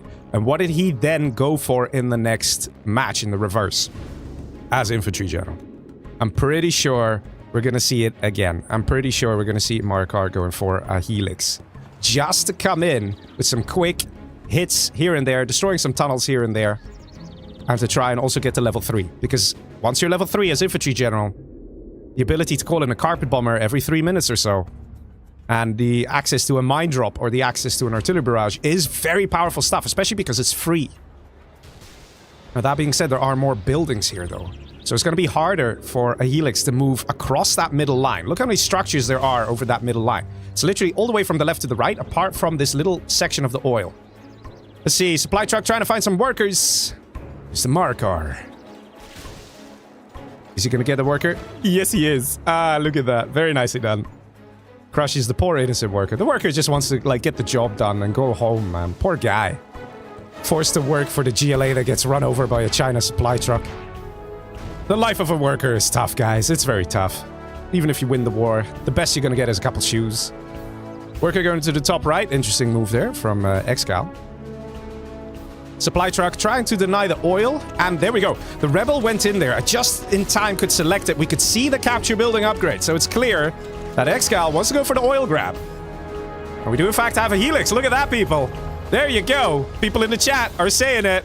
Helix time. Absolutely right. Got Negan and Halim saying it. It's a helix. You're absolutely right, guys. And I wonder if ExCaL also had a feeling. I wonder if we already have a tunnel full of quad cannons. We see 2 quad cannons out. There's no way he could have 2 quad cannons in time. He must have already suspected that we'd get a helix out of Mr. Marakar, and there we go. In the meantime, we have a technical pushing left side, trying to be nice and aggressive. There are mines here, actually. Let's see. Because the quads are out of the tunnel, this is now a viable target, and that's going to give good XP. Dozer gets destroyed. Hey, this one's very exposed. Just saying. Does he gun down the oil? Does he do it? Does he do it? He does do it. He wants to kill the oil. But this technical in the back is a bit of a problem. Gets destroyed. There's another helix here. Needs to take care of these guys. Interesting play so far. In the meantime, we have a tunnel going up top right. This one dozer of Mr. Marakar is kind of his Achilles heel right now. Because if this gets destroyed, there's not even a war factory out from this guy. So there's no way that he can have a ground army to defend against a big quad push like what we saw in that Vendetta match, right? So we're going to have to wait and see how this match is going to play out. But one thing's for sure, I would love to see a command center go up just to be a little safer there. Quads going on the left side with 2 helixes. They should easily be able to take this out. Good reaction here from ExCaL. Stopping the quads entirely. Focusing one helix goes down. Very good move there. One helix is actually pretty painful to lose that. It's 1 unit, but it's such an important unit. And here goes the second helix. Oh, boys. Oh, boys. Yeah, not working out here for Mr. Marakar. He's like, I won a previous game using helixes. I will do it again. You need outposts, buddy. In a situation like this, where the enemy knows what you're doing, they will prepare for it. And look at this, oil capture coming through. A very silent ExCaL as Demolition General, getting all the oils. He wants the money. He's got the oils here, so he has the economic backbone to keep pumping out more quads. I'm surprised we're only on 1 arms dealer. Where are the arms dealers? ExCaL. He has to be getting another arms dealer or 2 even at this point. Like, he's gonna have so much income. Those are trying to run away. They're trying to chill on the mines. This is, I'm surprised the income is actually so close, but that's going to change very soon, very quickly here. Look how many quads there are. And the vetted quad as well. There's an interesting thing about the vetted quad. When you have 1 veterancy, it literally deals as much damage as 2.5 quads because of a bug in the game. The attack speed basically doubles, and the damage output also increases. So it's just absolutely ridiculous how powerful a vetted quad is. So if you have an outpost, normally you say, no, don't engage it. But if you have a couple of vetted quads, like here, you can actually take that engagement. And that's exactly what we're seeing here. And that outpost gets shredded. This might just be the GG, fellows. Yes, there we go. There we go. ExCaL has done it. Marakar definitely hoping that those helixes would be powerful. And they were for a little bit. But the enemy, Mr. ExCaL, with all the oils and the income, he could just keep pumping out quads. He didn't need any other unit, just quads.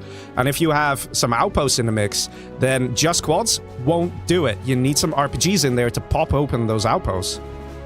So perhaps this was a bit of a mistake to go just for helixes for Mr. Marakar. Even a few dragon tanks would have already made quite a difference. But very well played there by ExCaL.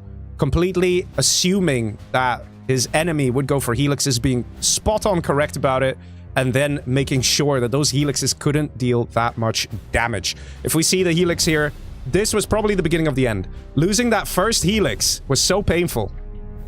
And I don't think that 3 quads can gun down a helix like that, so I'm willing to bet you that helix, when it decided to take that engagement, was already half health. It should have been repaired, and I know repairing a helix takes long. It's literally faster to build a new helix than to repair a helix from half health. It takes so long to repair a helix, it's ridiculous. But maybe what he could have done is swapped out the helix for a new one. You know, swap out the damaged one for a new one. My god. That's me, and YouTube chat says, best of what? It's a best of 13 race to 7 victories. So far, ExCaL in the lead for 3. ExCaL, top left, as infantry general. And I suspect he's not going helix. What do you guys think? You with me with this one? You think I'm right? Let's see, right? I mean, ExCaL, Marakar, they are the absolute best players out here. They have a very good understanding of the game, very good understanding of the tactics that can work on the map. Marakar down below at bottom right as a demolition general. What's he going to be cooking up? And I really wonder if Mr. Marakar is also going to get a load of stinger sights and just defend against a helix attack that might never be coming. Just like what we saw in the match of Vendetta. Do we see a war factory or an airfield? We see an airfield. It is a helix. It is a helix, people. It is a helix. Interesting. Not sure how Marakar is going to respond here. 2 barracks. And we have elite minigunners. Elite means it's Vet 2, right? So the game actually has terms for it. If you have 1 veterancy, so 1 chevron, that is called veteran. 2 means elite, and 3 is heroic. I know, very fancy, right? Very, very fancy. I'm not sure why he went for this, though. Because, I mean, okay, it will help in some cases. I mean, you deal a little bit more damage to a technical here and there. But it is a whole general point that once you hit level 3, I don't know, a mine drop could be better. I don't know if we're going to see so many minigunners being used, but we'll see, we'll see. Helix is out. Marakar sees this very early on. Now, this is what I like here from Marakar. This technical here has no real intention of dealing serious damage. This is by accident that it's actually dealing serious damage by denying the oil. It was literally just a scout. That's why 1 RPG as well to help with scouting. So right now, it is clear that ExCaL is going for a helix. Quad cannons being produced. And based on the tracks here, we already have some more quad cannons. Because the tracks of the quad cannon are a bit fatter. Helix being loaded up. Marakar coming in with them oil grabs. The right side here, we have a random demo trap. not sure if this thing will ever blow up, but it's cute. It's quite decorative on the side there. Oh. Interesting. Okay. So ExCal's taken a slightly different approach. He's actually using the helixes to try and capture the oils. I don't think we saw this from Marakar in the previous match. Because there are no other minigunners left in the Licks, he's actually struggling to gun down this rebel, which, funnily enough, is slowing down this helix attack by a lot. And ooh, that helix taking a lot of damage. The evac does come through, though, and he gets into the building. But I'd be surprised if we don't see a war factory. Let's see. I'm very shocked. I don't know. Where's the war factory, people? We have a bunker going up. This is lovely stuff here from ExCaL. Just harassing here a little bit. But theoretically, Marakar should be able to stop this without too much of a fuss. I don't even know if 1 quad will even die here. Yeah, good micro from Mr. Marakar. There's a capture actually happening here from Marakar. Okay, so the bunker does go down. Quite a few quads here. These are the anti-helix quads. They're just chilling in the tunnel, waiting for a helix to come in, but I don't know, I just can't see this strat being useful or working at this stage. I just imagine if you have 2 war factories spamming dragon tanks, it would be much more effective. You know the enemy is going to have a lot of quads. You know they're going to go for the buildings. I mean, look how many buildings. This building's occupied here. There's tunnels covering this right side. It's so hard to push in with a helix at this point. Okay, he's going to take out the tunnel, but he can't even engage this. And he still has to be careful here. And he's evac he goes to get in the building. That's really clever. I don't know. Just not entirely convinced of the strategy here from the infantry generals. The whole survives, although this could be gunned down by the tank hunters in here, which it probably will. I wonder if he's purposely waiting for this to rebuild so he can then destroy it and get some more XP. Because again, you know, the Chinas, they want that XP. More helixes. I don't know, I just don't get it. I really hope that we're going to see those helixes destroy massive armies. Really hope it. I'm not entirely sure that we're going to see that.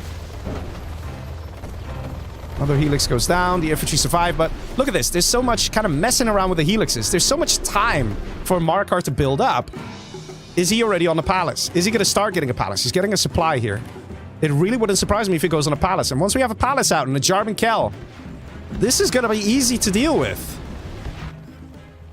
In the meantime, we do see a war factory now. And this oil has been taken. Theoretically, is easy to take out for Marakar. But I guess Marakar kind of wants to take this section.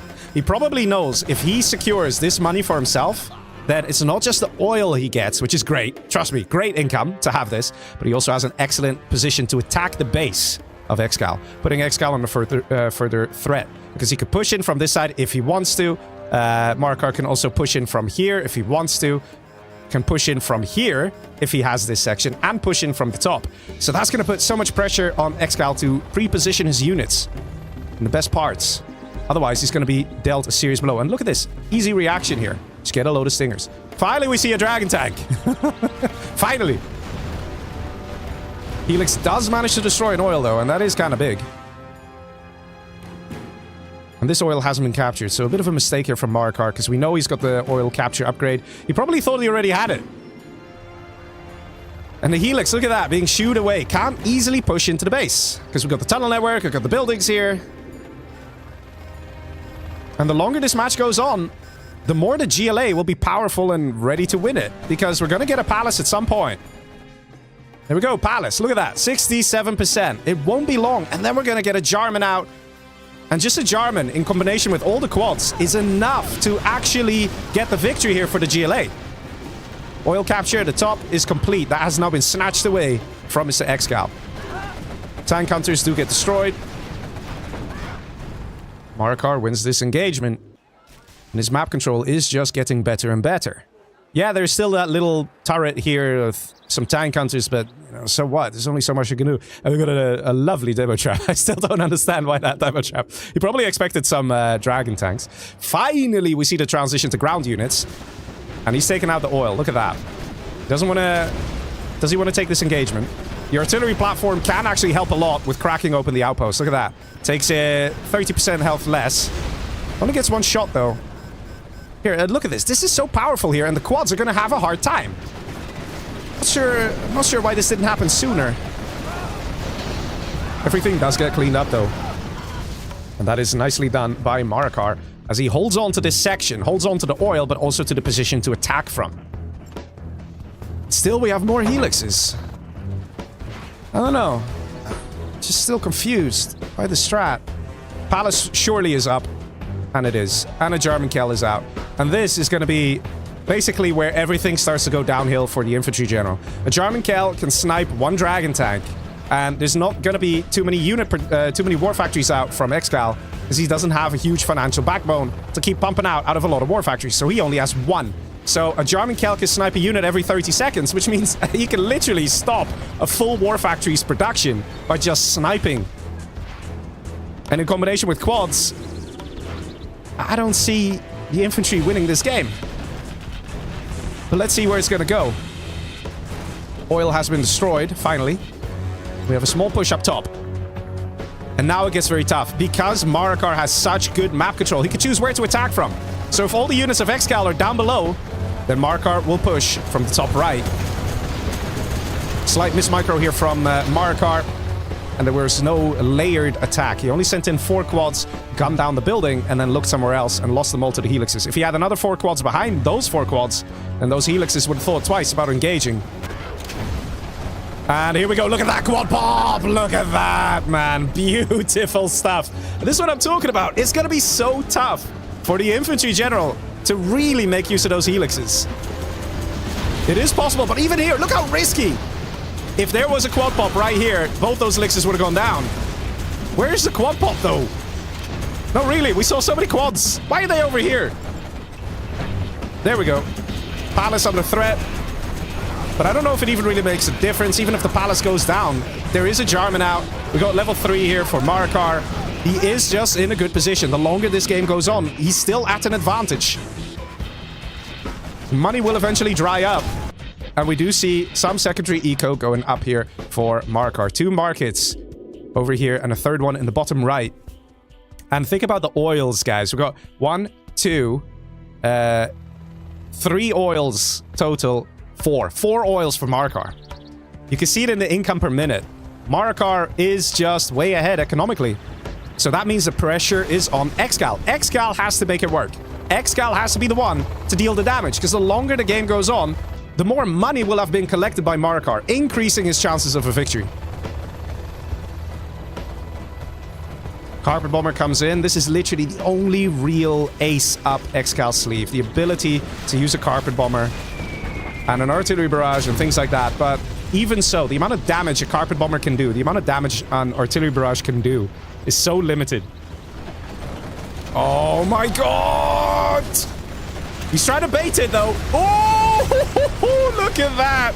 Oh, so good. GG, says ExCaL right away. He needed that artillery strike to hit the quads. Marakar saved them just in time. And there we go, ladies and gentlemen. The victory goes to Mr. Marakar, the Demolition General, who played it so well. And I'm pretty sure the top 1v1 analysts are going to look at this match and question whether the Helix is the right approach. It's, I'm not entirely sure. ExCaL committed a lot of resources into Helixes, and that made it relatively easy for Marakar. He just needed quads. Nothing else. Just quads. Just spam quads. And as long as his income was decent, he could have enough quads. And look at the cash difference here, guys. Look at the cash difference. More than 20% collected by Marakar. 20% more. It's so much. Good KD as well. But then again, versus an infantry, that tends to happen, right? But there we go. It's 4-4, ladies and gentlemen. Nick Tyler says, quads are very good versus air units. Only problem, they are more expensive for demo. Yes, they are more expensive. They're $750 each. But I would say that quads are actually very weak versus air units. They really don't deal that much damage. If you compare the damage output with a GAT tank, that costs $800. You know, there's only $50 difference. A GAT tank deals way more damage. A GAT tank can kill a King Raptor as it flies in to try and attack the GAT tank, right? The GAT tank will take the damage from the Raptor, but then be able to kill the King Raptor, right? Quad cannon, nope. It will take the Raptor down to half health. You literally need 2 quads in order to take out 1 King Raptor. So it's quite a weak anti-air. You can, of course, get AP bullets, which will increase the damage by 25%. But the strength of the quad cannon as a Gile is that you can teleport them across the map with your tunnel networks. That's the difference. And oh, boys. Oh, are we going to have a veto? On this map, you have been defeated. Host? Question mark? Veto? Not entirely sure if it's worth playing Air Force versus super weapons, since the Air Force has a massive army advantage. Also because it's quite a big map. Mr. Piddox, do we veto this one? Yes or no? I'm curious to see what you'll say. I mean, the army advantage here for Air Force is significant. Significant. So I can, if we play this, it's basically going to go to 5-5. So let's see what the players say, and if they want to veto or if they want to play. And let's see what the host has to say. So if the host says, nope, we're playing it, then we're playing it. If the players say, nope, we're playing it, then we're playing it. But if both parties say, yeah, if it's World Series rules, yeah, it's true, it's true. Okay, if it's World Series rules, that is true. Okay, so the players want to veto it. In the meantime, let's see if Mr. Piddox can respond. Mr. Piddox, somebody go fetch him. Somebody tag him. He's called Procrastinator in YouTube chat. Also, maybe we can get him to change his name to Piddox on YouTube chat. Will be useful for those of the people like who are trying to get in touch with the World Series host, and some guy called Procrastinator randomly says, yeah, that's me. might not be as convincing. All right, we got USA versus something else. USA versus Stealth. We have a lot of GLA versus USA. Boyka in chat is absolutely right. He says that's a pointless matchup. And that's Boyka, man. We know and love Boyka. He's a great player as well. I wholeheartedly agree with him. But yeah, let's see. Another USA versus GLA.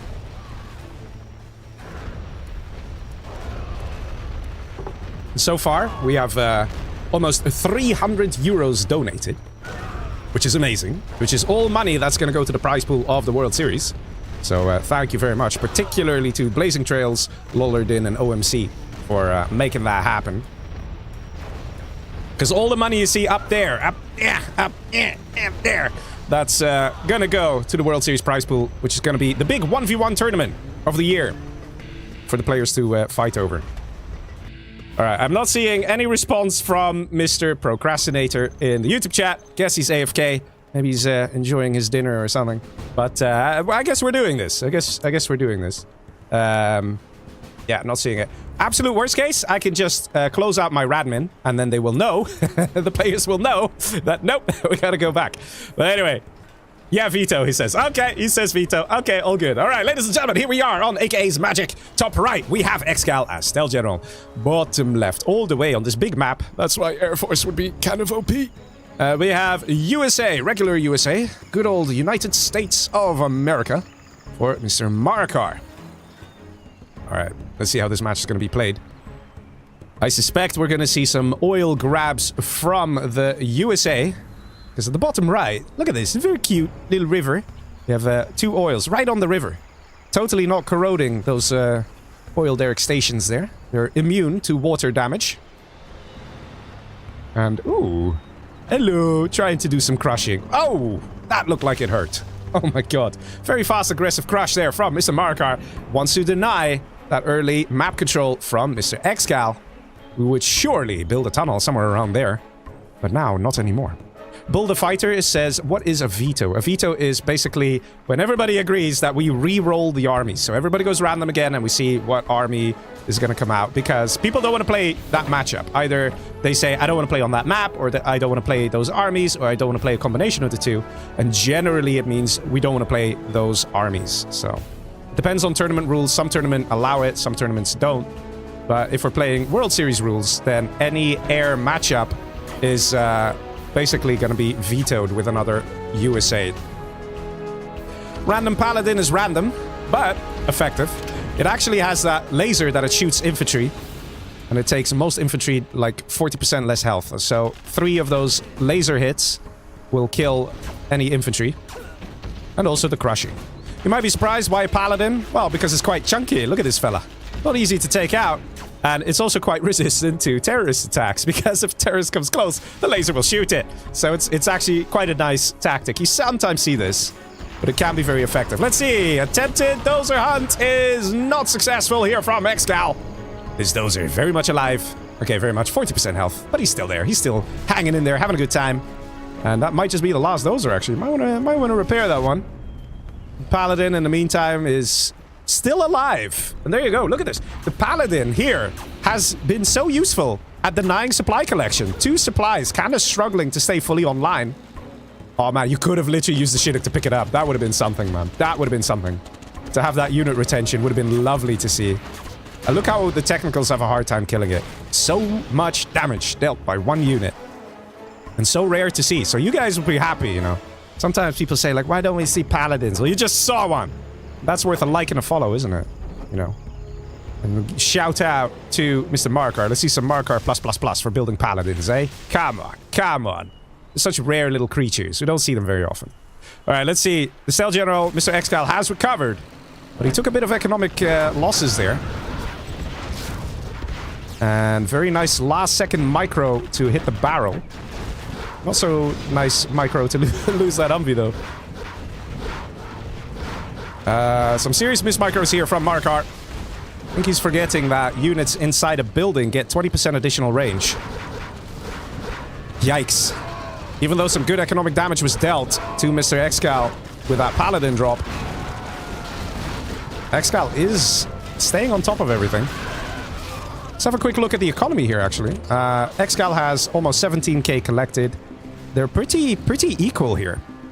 So that Paladin did do big economic damage, but I suspected ExCaL would suffer more than he did. Probably because he had an actual third supply here as well.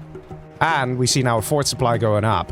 In the meantime, there's no oil collection over here. This is going to be a bit dangerous. Oh, we did still have a second dozer. Okay, good man, good man. 3 supplies out of Marakar. The income per minute going up here for Mr. ExCaL. Is that oil captures that I see? We see some rebels moving in.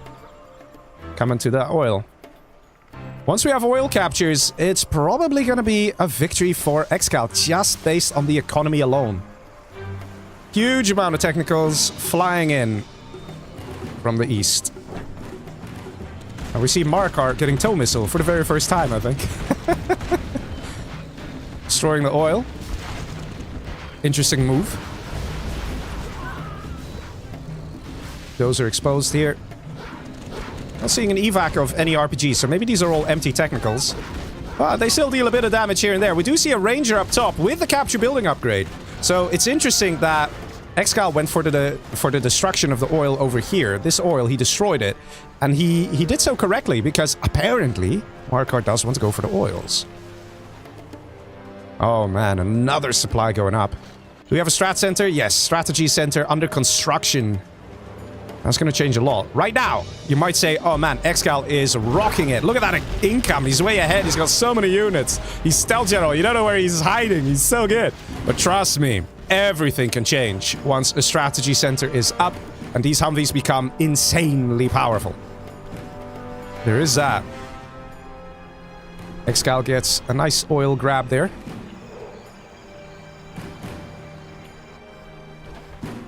And he's also trying to get the bottom right oils. Let's see if we have a palace going up for ExCaL. That is actually important. Yes, he's just started it. He needs to get this up in time. Because he needs rocket buggies. He will know that a strategy center is being constructed. And in about 5 seconds, these Humvees are going to become absolutely dangerous. Because of that search and destroy. That will be on the strategy center. The 20% extra range, allowing those Humvees to kite and kill so many technicals. And Lollardin comes in with a massive donation. Oh my god. Look at that. Now let's do it. Blaze the trails, overpower it.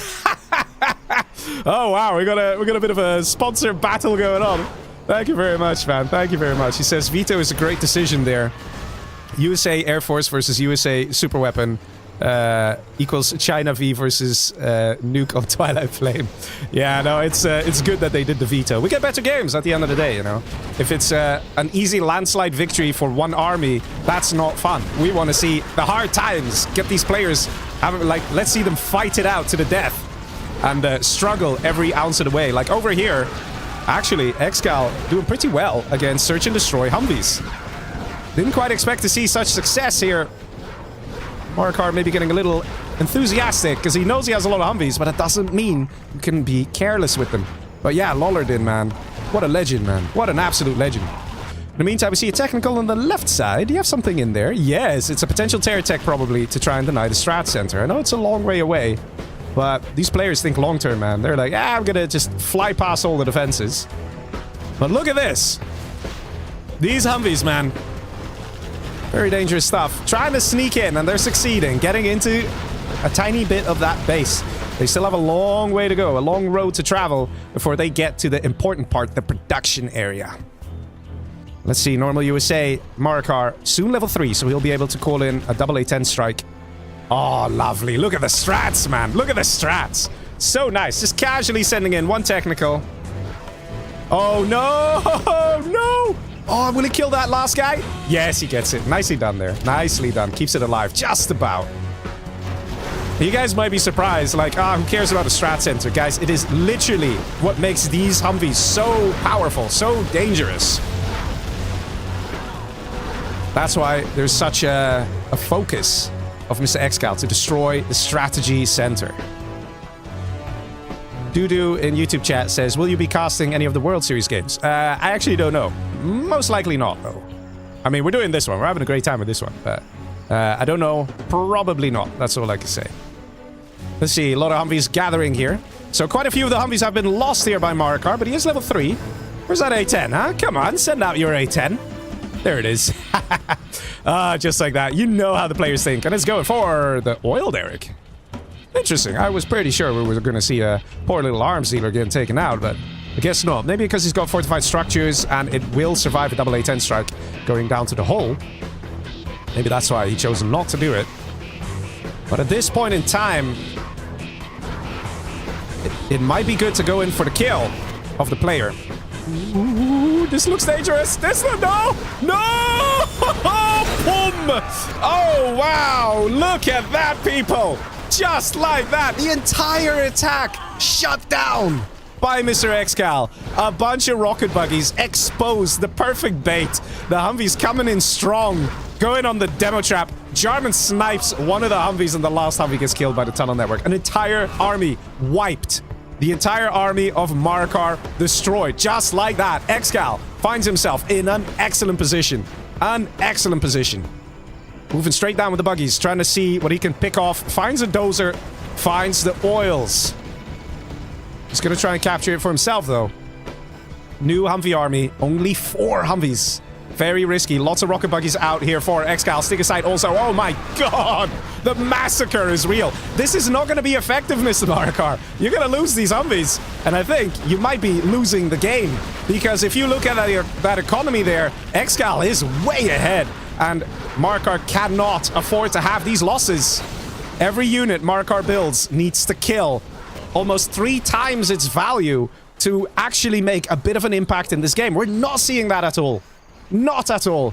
ExCaL reigning supreme, and ExCaL has the money up here. Now, the only thing is, supplies will be drying up, right? Look at this. Where are the supply piles? I see no supply piles. You see supply piles? No supply piles to be seen. Over here, mostly dried up as well.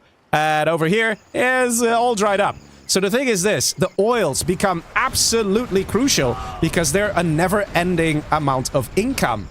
So whoever can hold on to these oils will have the economic advantage in the long term. So this 9.2k per minute, it's going to drop rapidly because the money is about to be mined out over here. Terratech coming through. And no reaction here. And one guy goes down. So Strat Center is not going to be taken out. I'm not sure if ExCaL is going to just destroy the oils. It could be a good idea at this stage, just to get rid of them. Because if these oils are gone, ExCaL does still have 2 markets here. He could... Oh, 3 markets. 5 markets. Oh my god. 6 oh my god. 6 markets. So he can literally just sit back, you know, sip his little martini there, enjoy life as he watches his enemy struggle for cash. Marakar knows it. He's not even waiting until the oils get destroyed. He knows it and calls it. GG. Well played there. ExCaL does it. Man. That kill, man. That kill. That freaking demo trap. Right here. This decided the game. It guaranteed the outcome for ExCaL. This right here. 2 Humvees going down. The ambulance going down to a demo trap. The demo trap cost $400. And it dealt what? How much damage would that have dealt? Like 3k worth of damage? But remember, there's also drones on those Humvees and ambulance and stuff. Like, those are pricey units at the end of the day. And then the Jarman snipe on one of the remaining Humvees there. Very nicely played there. Got a little lucky too. But hey, it's also a skill to place down the demo trap in just the right position, in just the right place, where the enemy won't expect it, and it will hit the target. And again, I'm going to play that back again. That was such a spot-on, perfect hit. Look at the baiting he did here, trying to reel in those Humvees. They went straight for it and hit that demo trap. Beautiful stuff. My god. And such a demo trap, man, it can make so much of a difference. It's insane.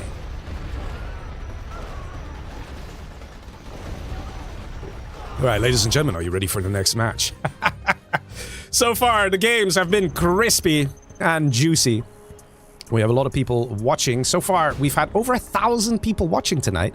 So welcome, everybody.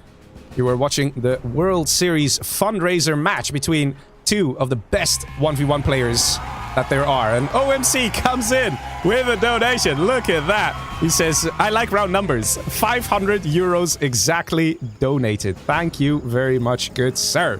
Really appreciate it. Let's see some OMC +++ in the chat. Oh, man. Really nice to see the community come together for these kind of things. And, hey, man, it's great. These players are also going to be participating in the World Series, so you guys might be happy to hear that. So, you can follow their plays as they go and fight.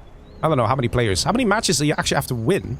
I mean, how many sets do you need to win the World Series, right? You only have, like, what, 6 opponents or something? But, of course, the difficulty of each opponent increases beyond exponentially, okay? It really just shoots up. And ExCaL and Marakar here are probably the cream of the crop. So that's why we're getting some really nice GGs. So courtesy of Piddox organizing this. And, of course, a big thank you to Marakar and ExCaL for agreeing to play for us tonight. And the winner does actually take $50. So that's still pretty nice, right? For an evening of playing and brutally murdering each other. I mean, these guys are actually friends in real life. You guys might be interested to know that. They're actually part of the same clan. So, you know, they know each other well. They know each other's plays. And they probably practice against each other quite a bit. Maybe that's why they are some of the best players in the world. Let's see. Technical comes in from the Stealth General. That is Mr. Marakar. And what's inside? I bet it's a lot of goodies. And it's just a couple of RPGs. And nicely stopped here by ExCaL. No losses. Always very important. If you stop the early technicals with no losses, actually puts a lot of pressure on the GLA to get things right the next time around. If you have 1 or 2 tech RPGs or tech terrors that don't hit the target, that don't deal any damage, usually we see the USA balloon and get very powerful. Dozer has moved all the way to the top left to try and deny this map control. Actually seems to be working here. You actually see the technical coming in to try and shoo away the Dozer. But as it stands, we have some map control here. Marakar does have this section, the bottom right oils, which is always one of those things that the USAs kind of want, you know, kind of like having them oils, you know, they love it.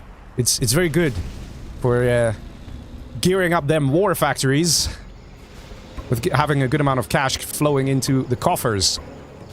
So, taking this, protecting this, maybe Marakar taking it for himself, will make a big difference in this match.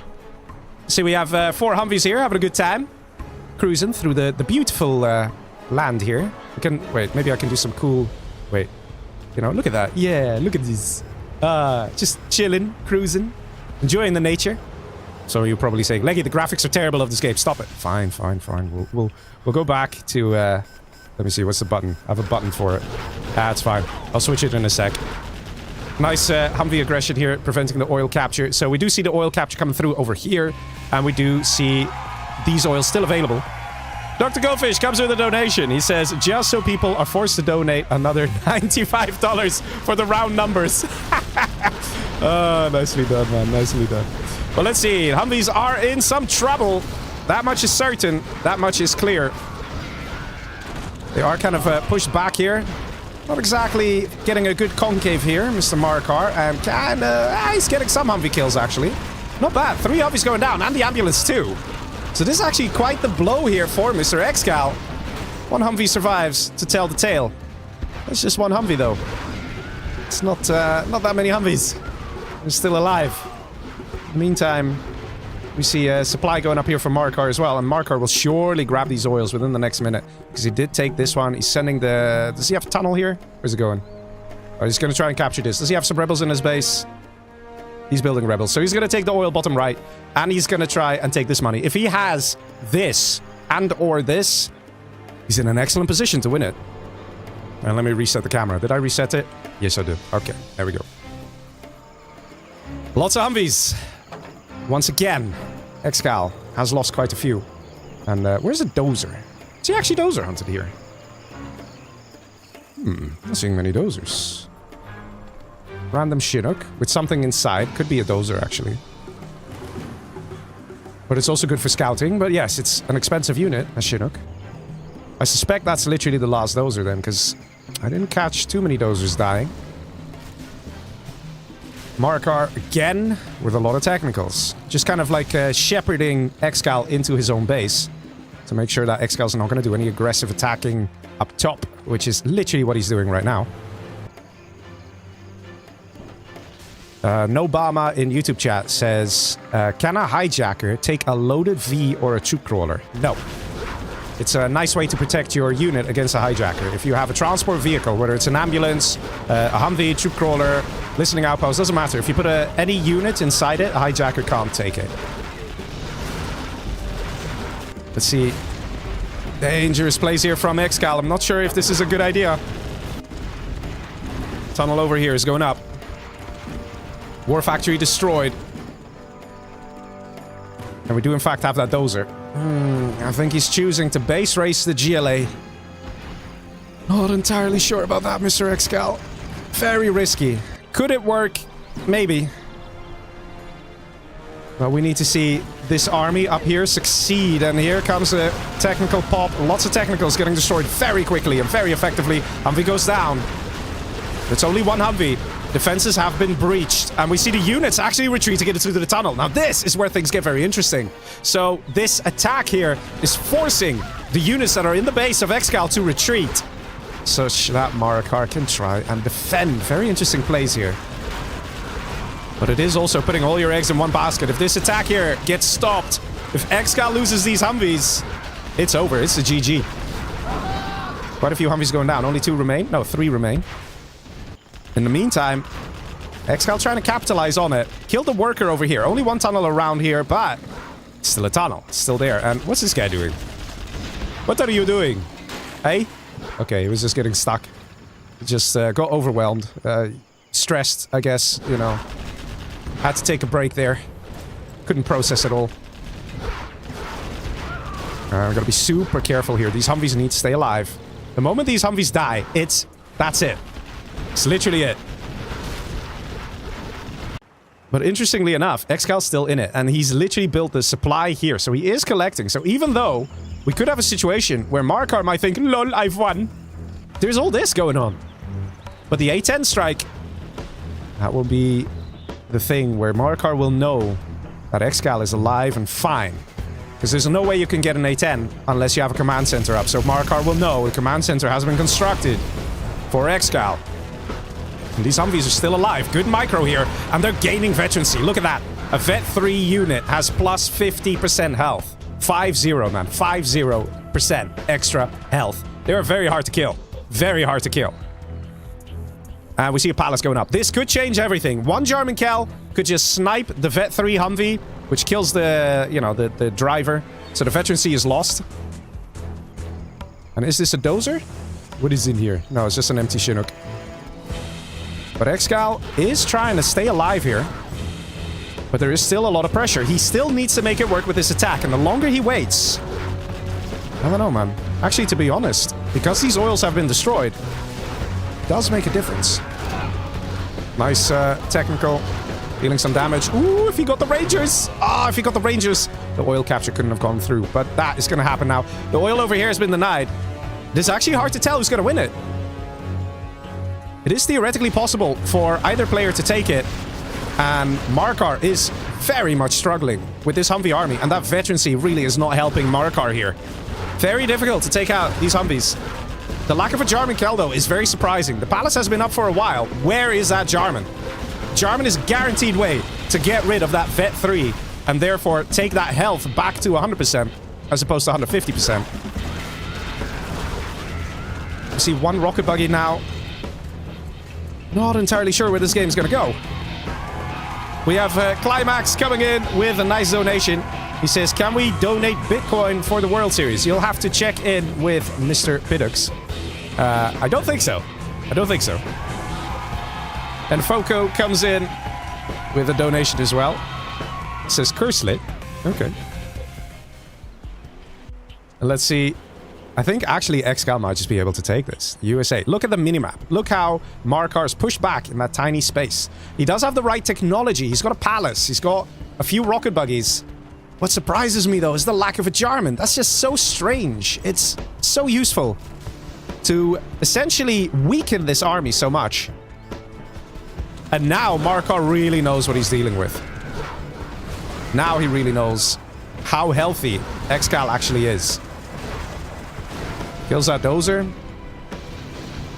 And it's going to stop the strategy center from going up. But Does that really make so much difference? Lift Trucker YouTube chat says, ExCaL's won already. Well, this is probably the final nail in the coffin. Losing these rocket buggies, they had to stay alive. They had to deal a lot of damage. ExCaL's economy is great. Unlike that of Mr. Marakar, whose supplies are running out over here. The supplies running out. Last crate over here. 75 bucks remain to be collected.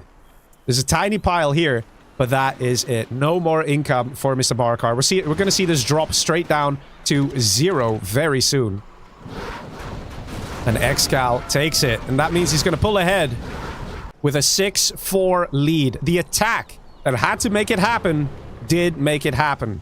The risky move of ignoring the tunnel going up in his own base paid off. He had a dozer in the Chinook, waited for the opportune moment, and then rebuilt a supply here. And now we have ExCaL even floating a little bit there.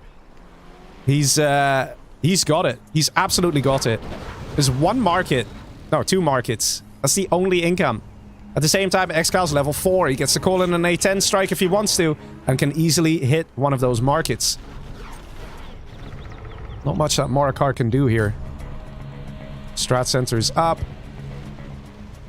And the hit-and-run tactics are just not going to work, because the map control here of ExCaL is pretty good, pretty spot on.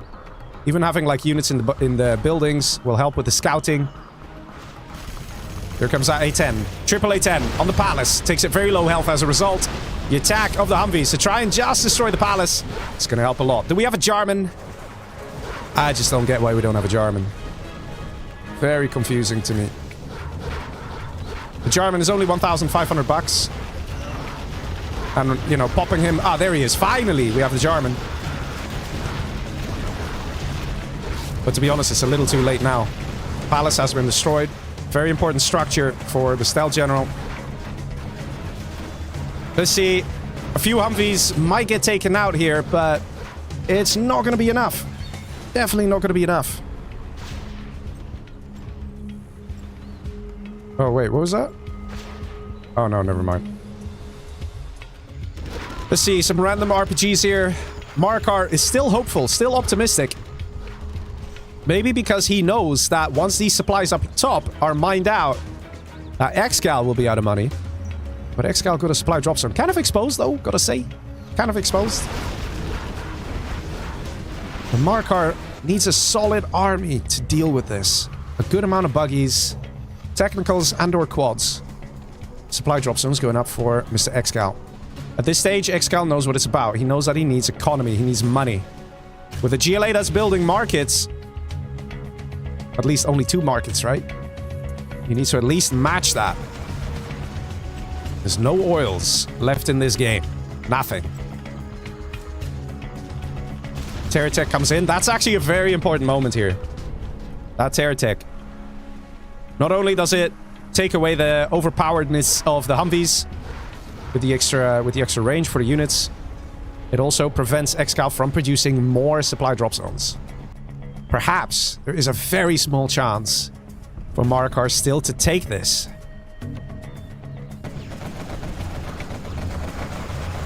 Oh man. The attack down below. Not that many units. And this tunnel that was literally under construction for the longest time. I was pretty sure he was going to cancel it to get the 800 bucks back, but he got it going. He got it up and running. Burton here as well. Just gonna knife the little worker.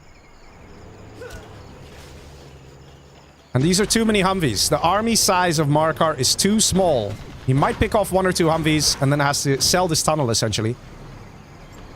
And he knows there's a Burton here, so he needs to keep that quad around. Ooh, could be risky. We might see the engagement happening in a situation like this. But look at the cash for both players going down. We got 1 drop zone, 2 drop zones. And do we have supply lines? Of course we do. So, a drop zone actually gives more money than a black market at the end of the day. You gotta wait 2 minutes for the cash drop to come in. But if you were to calculate it, you know, you get 20 bucks per 2 seconds from a black market. But if you calculate it, it's 28 bucks per 2 seconds from a supply drop zone. You know, once that cash drop comes in. So, by having 2 supply drop zones, it's still more economy than 2 black markets. By something, quite something. Jarman didn't quite make it. Need to get back into the tunnel. But one thing's for sure, Mr. Marakar is not giving up. The one thing that can absolutely change the nature of this match is if ExCaL reaches level 5. If he goes in with Humvee Army, finds some tunnels, let's say, gets a bunch of XP, gets a few good engagement, and reaches level 5, the ability to call in a Spectre gunship means that he can literally take out a black market every 5 minutes. With the fuel air as well, or a leaflet, he can also just obliterate armies. So that will change everything. Technical coming in. Will it reach the target? Maybe not the best. Oh, no way. Oh, almost gets it. But over here, he does get the dozer. I'm not sure what was constructing there. I think it was maybe another supply drop zone. So it's clear. Marakar is not giving up, guys. But this right here, this cash, is so crucial to Mr. ExCaL. Money is drying up, though. Are there any supply piles left? No. You can even see it on the minimap. That's not a supply pile. There's literally no money. There's a tiny bit of cash here. Look at the long distance collection from this tiny supply here. Only around $1,000 remains. And here comes that AAA-10. That's gonna hit a black market, I'm pretty sure. Ladies and gentlemen, let's see the damage. It hits a black market and the arms dealer. Arms dealer will probably survive, and it does, down to the hole. But this is where things get so scary. ExCaL creeping in on that level 5. Let's see how much XP he still needs. He needs 865 XP. And then he's basically guaranteed a victory. So if Marakar is not careful with his stuff, loses a bit too much, then it's over. But if Marakar is efficient with his terror techs and keeps finding those supply drop zones, or gets a good terror tech on like a Humvee army, it could make all the difference. You can see the terror techs, man. We even see a Tomahawk. Interesting. Oh, run, little buggy! Run! Oh my god! Now that's long range. I think they call it a cruise missile for a reason, right? Oh man, so good. We got Mr. Procrastinator. I assume that's Mr. Piddox coming in with a donation. Says Lollardin, cheers for the epic donation clappings. We are going to look into crypto donations as well. Okay, interesting. Let's see. ExCaL putting some pressure here on Mr. Marakar by taking out that building, the little building that is actually holding everything together. Because if that goes down, there's only one tunnel here. The Humvees could just march on in. And assuming there's no demo trap, it could be pretty effective. Let's see. This is so dangerous for Marakar. He's losing those units, and look at that. Getting so close to that level 5. And also losing the units. Marakar's on 1k per minute, people. He's got just 2 markets. And wait a minute, if he's on 1k per minute, one of these might be fake. Because he should be on 1.2k per minute minimally. And then on top of that, he gets cash bounty money. So I think one of these is actually fake. He's probably on... Yeah, look at that. He's going down. He's on 1 market. Yeah, that's the GG, all right. 1 market. No way can he beat ExCaL, who has what? 2 or 3 supply drop zones. So ExCaL takes it. Nicely played there. ExCaL pulling ahead. 6-4 is the score here. Match point for Mr. ExCaL, who only needs to win 1 more match to take it tonight. And essentially eliminate the current 1v1 world champion, Mr. Marakar. But let's see. Marakar, you can tell, even though he was on the back foot for quite some time there, he didn't give up. And he did try and wiggle himself into a favorable position. And he got kind of close. He got kind of close. The use of Tomahawks here was definitely a nice move from Mr. ExCaL. Look at that. Look at the range, man. And the thing is this, Search and Destroy also affects Tomahawks. So, you know, that's pretty useful. It's pretty good to have. But of course, it was going to be the general powers that were going to close this out. If this A10 strike didn't hit, let's say there was no A10, then I could guarantee you guys there was going to be a chance for Marakar. If Marakar kept, for example, resetting the general powers with saboteurs, which is possible to do. It's a bit pricey, you know, because you want to get a bike, which is like $500, and then you want to get a saboteur, which is $800, so you spend $1,300 on a unit that might not even reach its target. But if you keep resetting the general power, you can see the match time as a player. You can see it in the top right corner when you play. If you just do that every 4 minutes, and you ensure that the enemy cannot use their general powers, it makes a difference. We have a China! Nice, a China GLA. Good stuff. And it's ExCaL as normal China. So I do think that the GLA has a bit of an advantage here. And I suspect we're going to see helixes. What do you guys think? Huh? Do we see helixes? Tell me in chat. Are we going to see helixes? Also, yes, thank you all very much for the donation. Special shout out to Lollardin, Blazing Trails, OMC. It's amazing to see the community coming together like this, man. So nice. But yes, ladies and gentlemen, this is potentially the final match. Pressure is on Mr. Marakar. He has to make it happen. He has to win. Let's see. Bull the Fighter in chat says, Lecky, will you play after this? Actually, I might. I might fire up another stream. And I will play some games myself. Not this level, though. These are legends. I'm just a little noob compared to these guys. But we might. Let's see. Down below, we have Mr. ExCaL as a normal China. Who's gonna have a bit of a good time here on the map, damned Korhal. I think the map's made by Anthrax. You guys can actually type that, !map, and it will tell you that information if you're curious. At the very top, we have Stealth General again. Lots of Stealth Generals today. But I'll be honest, Stealth General is so fun, right? What do you guys think, huh? Do you, which army do you enjoy watching the most? Like if somebody's playing as a certain army? I think normal China is up there because, you know, the normal China always has a bit more pressure on doing it right. He needs to get the units in the right position, the right units, the right combination of units, and then they're actually pretty decent. But it's so difficult to get everything in the right position, right? So I enjoy watching China, but also Stealth General can also be really funky because they can get those stealth tunnels. The scaffolds are also stealth, so even if you lose a worker, the enemy has no idea what the building percentage is. So if you quickly come in with a technical, drop off a worker, build a tunnel, then, you know, you get that.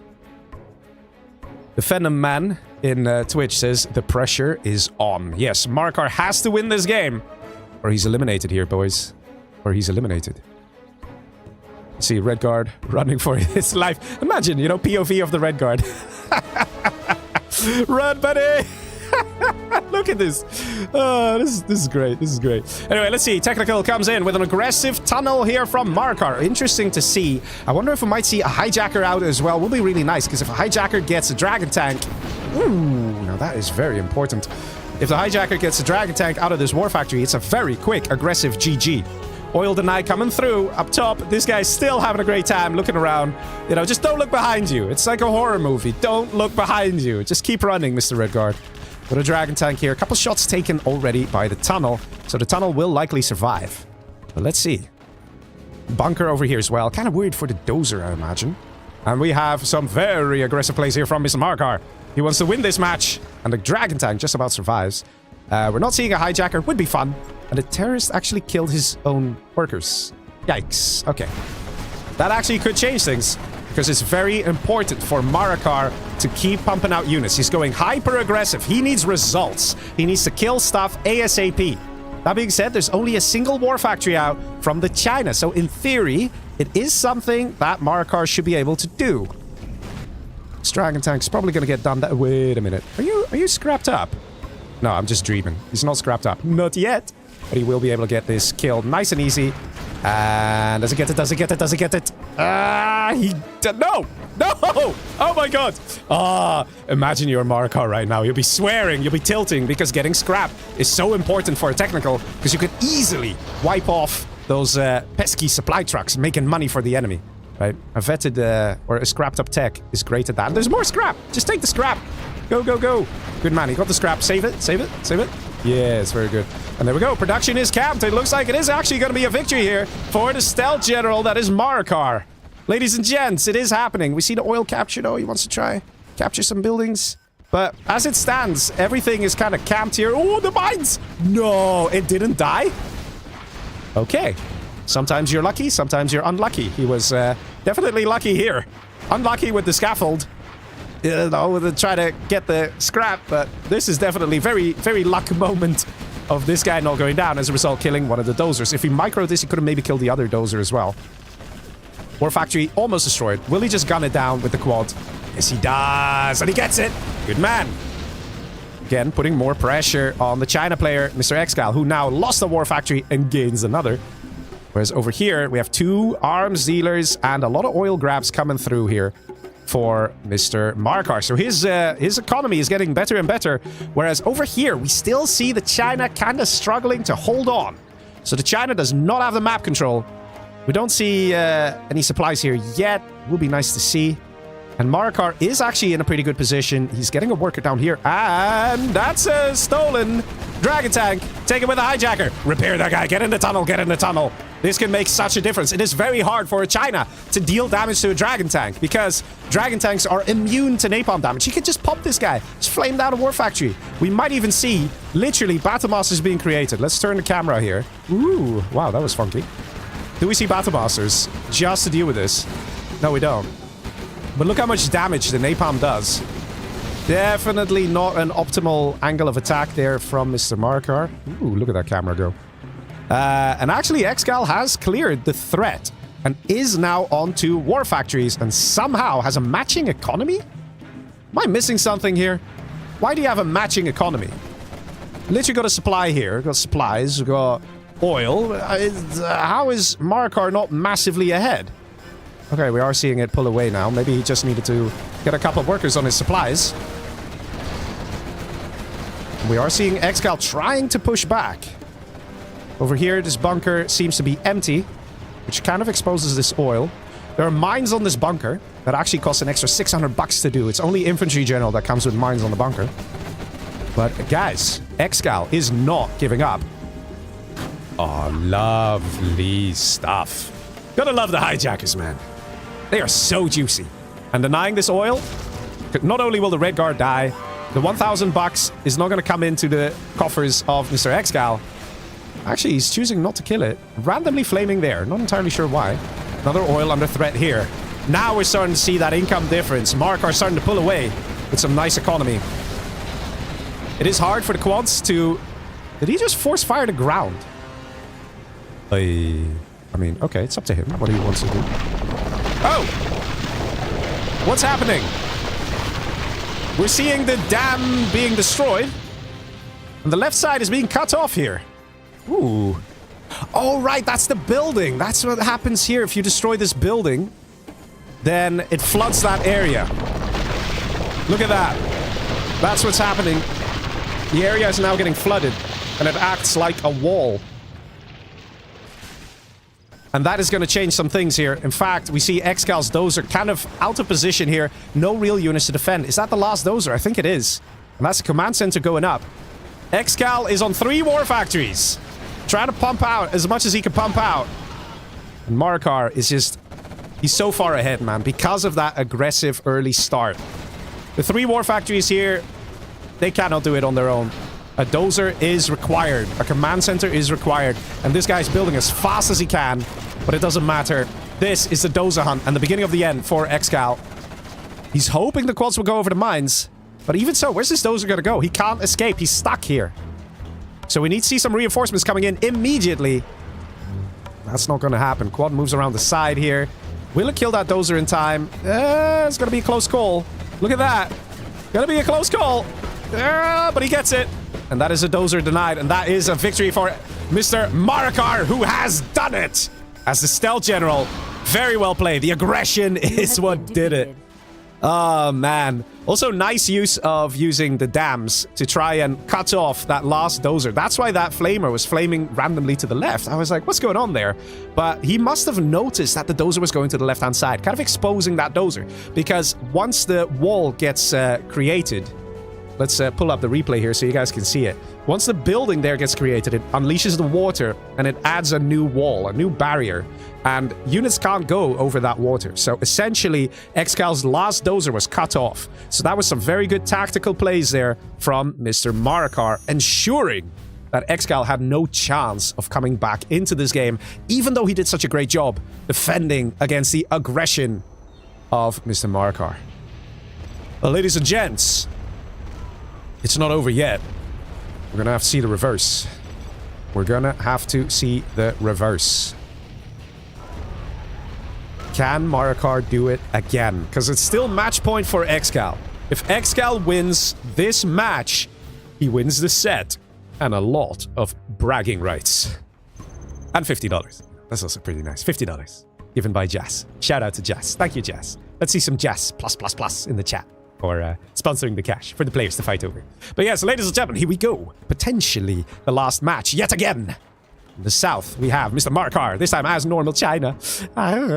against a very scary stealth general that is Mr. ExCaL. In the beginning of the stream, I asked YouTube and Twitch, who do you think is going to win the set? And the majority, I think it was 51%, voted ExCaL on YouTube, with 30% voting Marakar. And on Twitch, it was 50% voting for Marakar. So it's quite interesting how there's no exact favored guy for both platforms. But based on the YouTube votes, a lot of people on YouTube are quite convinced it would be ExCaL who's going to take it. And so far, ExCaL is ahead by 1 point. Now we're seeing a Helix out of Mr. Marakar. Is that going to make the difference? Helix versus Stealth General is very risky. Very risky, guys. Because the stealth tunnels are invisible. You're not entirely sure where they are. If you look at the ground, you can see the tracks of quad cannons, let's say. And that will give you an idea of where, you know, a tunnel will be. But you can't possibly know where all the tunnels are. And if a quad pop comes in with 4 quads and hits that Helix, and you lose it, it's over, buddy. It's over. Mines come out of that bunker that would have been spotted there by ExCaL. Terrorist goes in for the supply trucks. Supply trucks get out of there. Let's see. Terrorist going in for the other supply trucks too.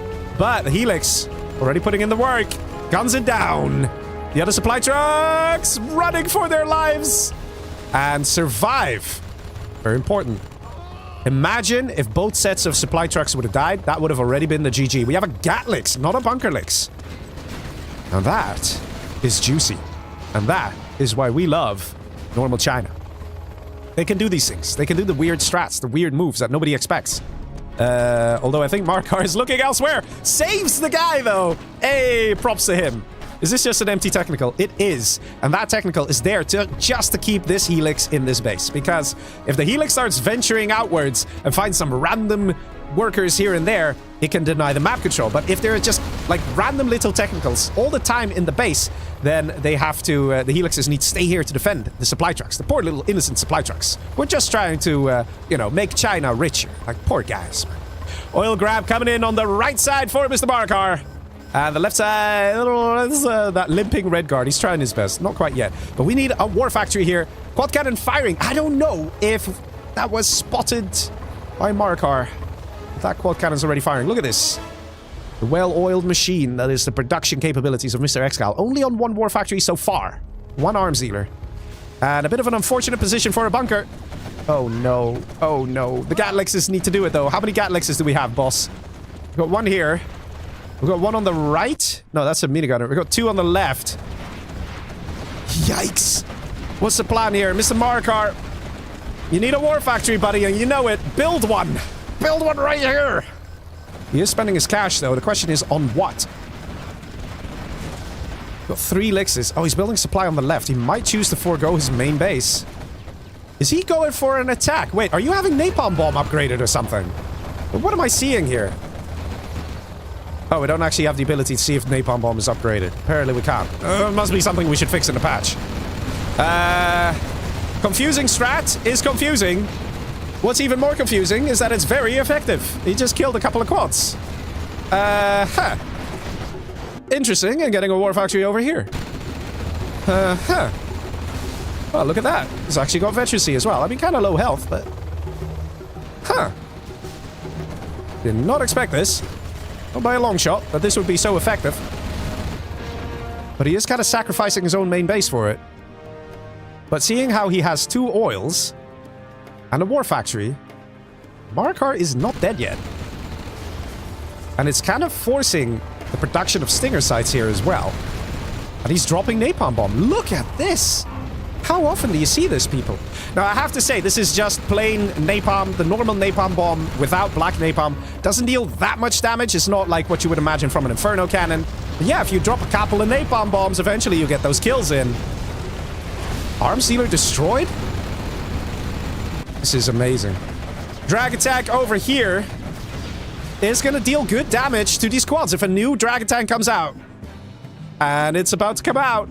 Oh my god. Oh my god, flame ball, please, flame ball, yes! Yes, he's doing it! Look at that!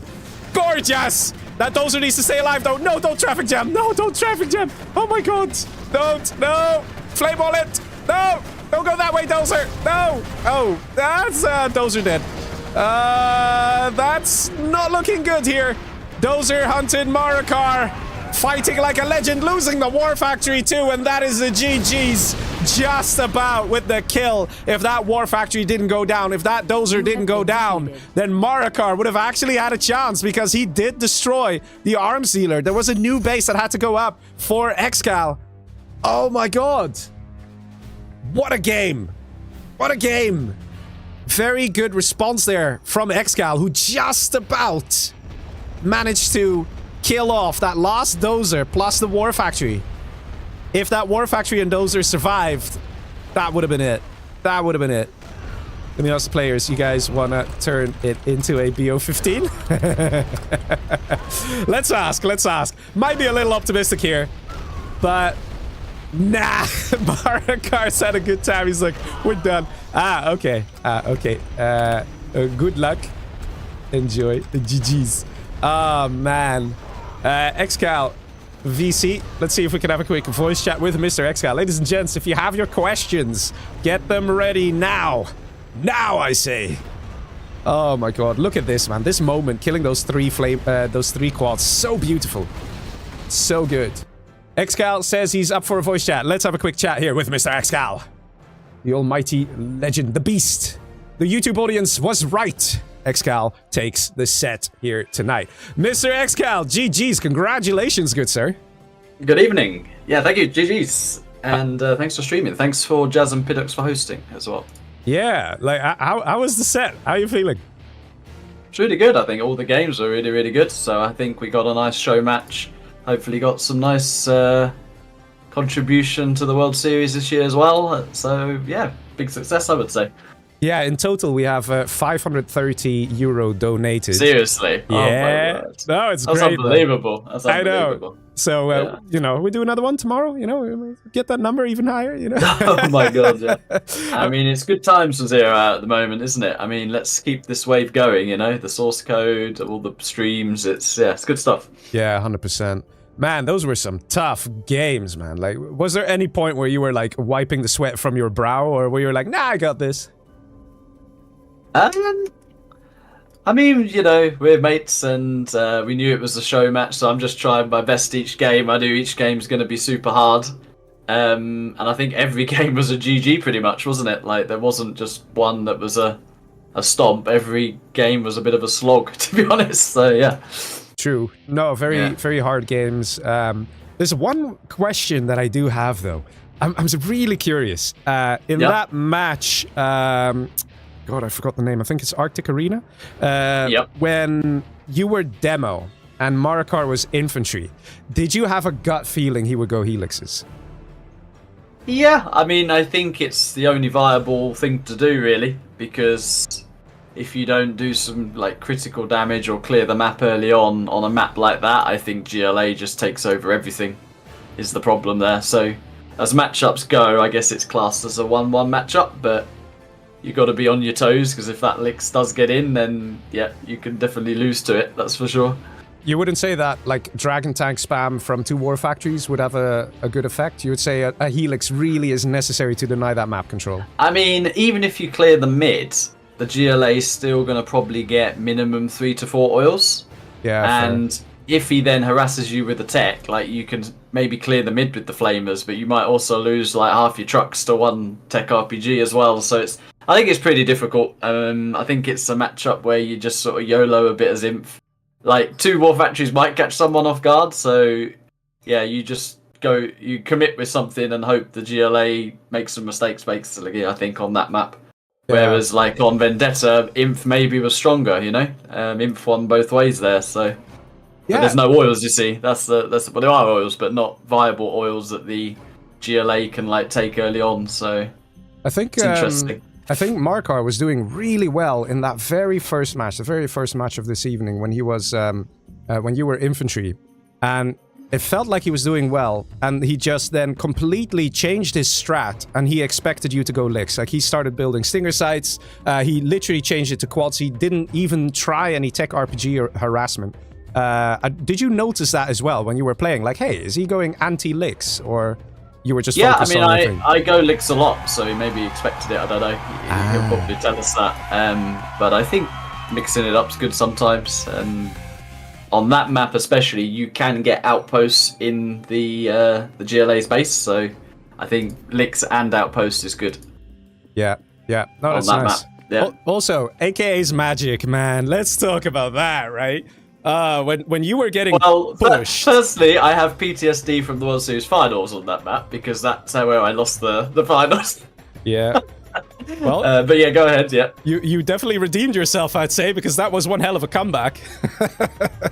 Yeah. You suicided your main base and went for his base. You base raced the GLA and to an extent, right? And you lived to tell the tale. You managed to take the supply top left there. And do you think that Marakar knew that you were doing that, or do you think that maybe he thought you were dozer hunted because you had a dozer and a Chinook for quite some time? Yeah, not sure. It's one of those things that when it's so frantic like that, you can easily just forget things like sending a unit to the top left or things like that. I mean, I don't know, it was pretty dicey. But when I got my CC, I felt a bit more comfy, which is kind of the problem I had on Mountain Mayhem. I had no dozers. Yeah. On Mountain Mayhem. Yeah. That's true. But no, I mean, AK is magic, and obviously it's a tribute to AK Baloney, that map. I think it's an interesting map. And games often play out pretty wonky there, so I think fun for the viewers, that one. I got a question here from Bull the Fighter. He says, please ask ExCaL, what does he eat and drink apart from his enemies' bases? I think he means like maybe before a set like this. Do you have a special diet or something? Or like a coffee or a tea or... Used to be like tea, to be honest, but now I've just got water. There's nothing special. Plain water, unbelievable. Yeah. And we get these kind of games. Well, congrats! Thank you very much for the games, and thank you. Yeah. Thanks for hosting. Glad it was successful, and yeah. Yeah, and nice Marakar said you have another set now, right? Like you have another game to play. We have a Twilight Flame a little bit later, I think. Okay, you'll be streaming that, or where can we watch that? That is Hassan Leb TV, but it's sponsored by Oxygen, that one. So, all right. Yeah, it's just a one-off 50k challenge, that one. And I'll post his channel so people can follow that. So if they want to, guys, if you want to keep following the action of Mr. ExCaL, that will be happening, when? In like 2 hours or something, or in an hour? 20:30 GMT. 20:30 GMT. So in 2 hours, literally 2 hours from now. You guys can follow ExCaL with even more games, but then it's team games, right? It is. Marakar and I are together there, but the 50k players are very good, and we're against Mamo, Jazza, and Shadow, so okay, should be an interesting one, yeah. Yeah, good luck. Yeah. All right, GG's, and thanks very much. GG's. And have a good evening, man. Bye-bye. Cheers, you too. Bye-bye. Bye. And that was the almighty winner of tonight. It was ExCaL, as some of you had predicted. But let's be honest here, Marakar fought like a beast. We had some lovely matches here, real nice to see. And also shout out to Piddox and Jazz for organizing this thing, and Jazz for sponsoring it. So that's $50 going to Mr. ExCaL there. Also very nice. And we had some very nice sponsors. Just got another donation in from YBG Rikers saying GG ExCaL. And very nice, man. Thanks very much for all the love. We definitely had some good donations here tonight, particularly from the one and only Lollardin. Man, he really went crazy tonight. Thank you very much. And all the money that got donated is going to go to the prize pool of the World Series, the big annual 1v1 tournament hosted by GameReplays. If you want to see more information, there's a link in the description that takes you to the GameReplays forum. And basically, there's always just going to be information over there on that forum about the World Series. So make sure you check that. If you're curious about, World Series and see where it's going to go. It will be a couple of months before it really kicks into full gear. So yeah, just do keep an eye out for that. If you're watching this as a VOD, let's say you're watching this in the future, and you still want to donate to the World Series, then go to the forum, GameReplays forum. You can find the information you need to donate directly to the hosts, who will then take that cash and add it to the prize pool. Now, for some of you guys, you might be like, Leggy, is that it? Is it just 2 hour, 30-minute stream? The light is still, it's still sunny outside. Like, what is this? I know. I had a plan, guys. I had a plan. I was thinking if this stream was going to be under 3 hours, I'll probably just do another free-for-all stream. So, guess what?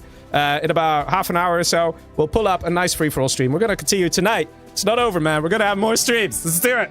So just give me some time to set up my stream for playing. We're going to play some free-for-all games, which basically means we're going to have like multiple players, no teams, and only one victor emerging from a match, which is pretty fun. And I will commentate on my gameplay, which, apologies in advance, it's not as good as these guys. 100% not as good. But, you know, we can still have some fun and some GGs and kind of mess around a bit too. So, yeah, hopefully you guys will be tuning in, which will be in about half an hour, okay? Half an hour, something like that. So keep an eye out for that. And, yeah, so... this will be me done with a casting for tonight, at least casting this set. So hopefully I will see you guys in about half an hour. This is Legionnaire, not quite signing off, because I'll see you again, hopefully, in half an hour. So bye-bye, guys. See you soon.